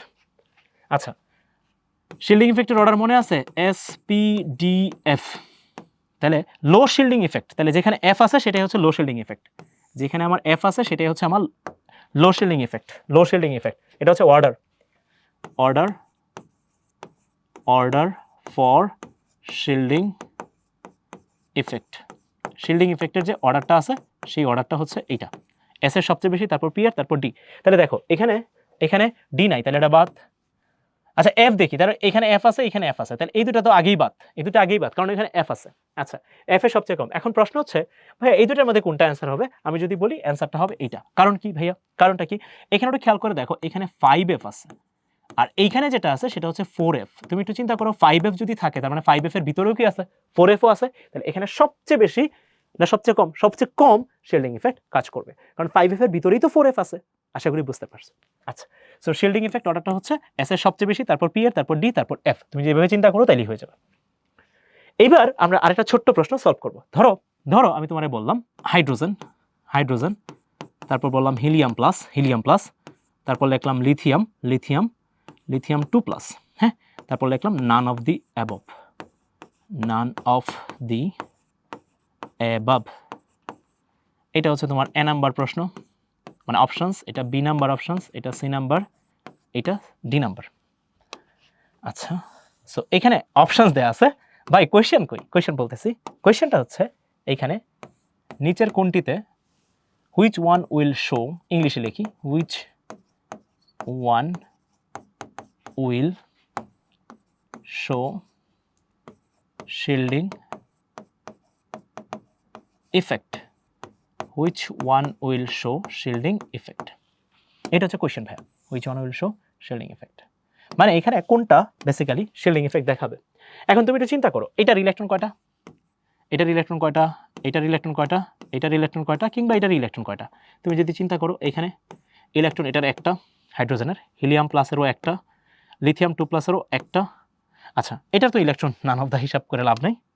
আচ্ছা একটাই আছে, ঠিক আছে, এই নান অফ দ্য অ্যাবভের ইলেকট্রন হিসাব বাদ। আচ্ছা, তো এবার খেয়াল করে দেখো তো সবার ইলেকট্রন কি আসছে ভাইয়া, সেম চলে আসছে না, মনে রাখবা সিঙ্গেল ইলেকট্রন স্পিসিসের উপর শিল্ডিং ইফেক্ট কাজ করে না। কি বললাম? সিঙ্গেল ইলেকট্রন এলিমেন্টের উপর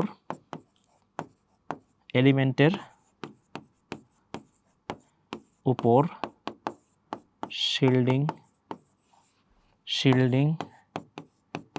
ইফেক্ট কাজ করে না, কারণ গুণ করতে হবে তো 0 ইন্টু সামথিং, সো আলটিমেটলি তো সিগমা থাকবে না, সো আলটিমেটলি কাজ করে না।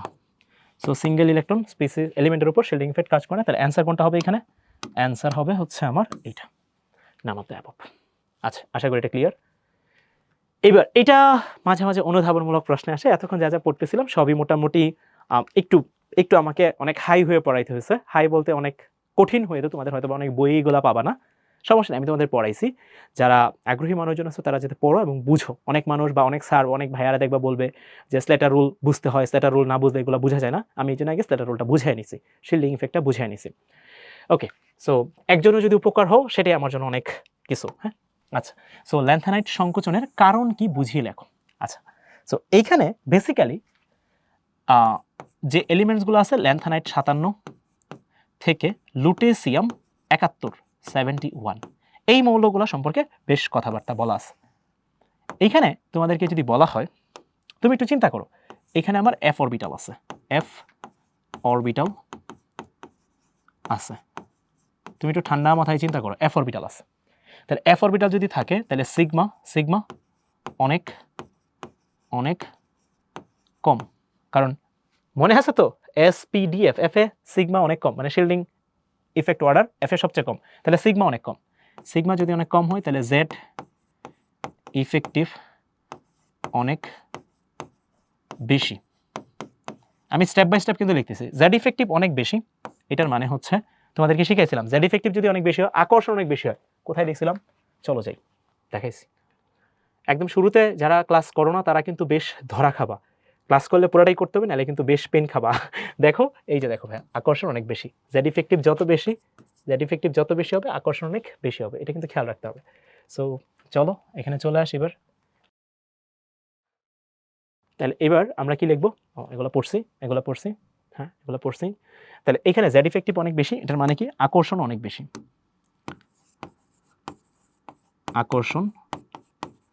তুমি একটু চিন্তা করো তো ভাই, আকর্ষণ অনেক বেশি, তাহলে অন্যর যে সাইজগুলো, মানে এলিমেন্টের যে সাইজগুলো আছে সেটা কি অনেক ছোট হবে না অনেক বড় হবে? টানবে, কাছাকাছি টানবে, তাহলে সাইজ কি হয়ে যাবে? কমে আসবে। আকর্ষণ অনেক বেশি, তাহলে টান বেশি, তাহলে সাইজ কি হয়ে যাবে? সাইজ অস্বাভাবিক রকম বা ছোট, অস্বাভাবিক রকম ছোট হয়। সাইজ কিন্তু বড় হওয়ার কথা ছিল, বাট এখানে আকর্ষণ অনেক বেড়ে যায়, যার জন্য সাইজ কি হয়ে যায়? অস্বাভাবিক রকম ছোট হয়ে যায়। এই যে ব্যাপারটা এটাকে আমরা বলি ল্যান্থানাইট সংকোচন। এই ব্যাপারটাকে আমরা কি বলি? ল্যান্থানাইট সংকোচন। আশা করি সবাই বুঝছি। সো দ্যাটস ইট, এই হচ্ছে আমাদের আজকের ক্লাস। সবাই আশা করি সবকিছু বুঝতে পারছো। আমরা পর্যাপিত ধর্ম যেগুলো পড়তেছিলাম এগুলা পরের পার্ট থেকে শুরু করবো ইনশাল্লাহ। সো সবাই সুস্থ থাকো, সুন্দর থাকো, ভালো থাকো। আল্লাহ হাফেজ, আসসালামু আলাইকুম।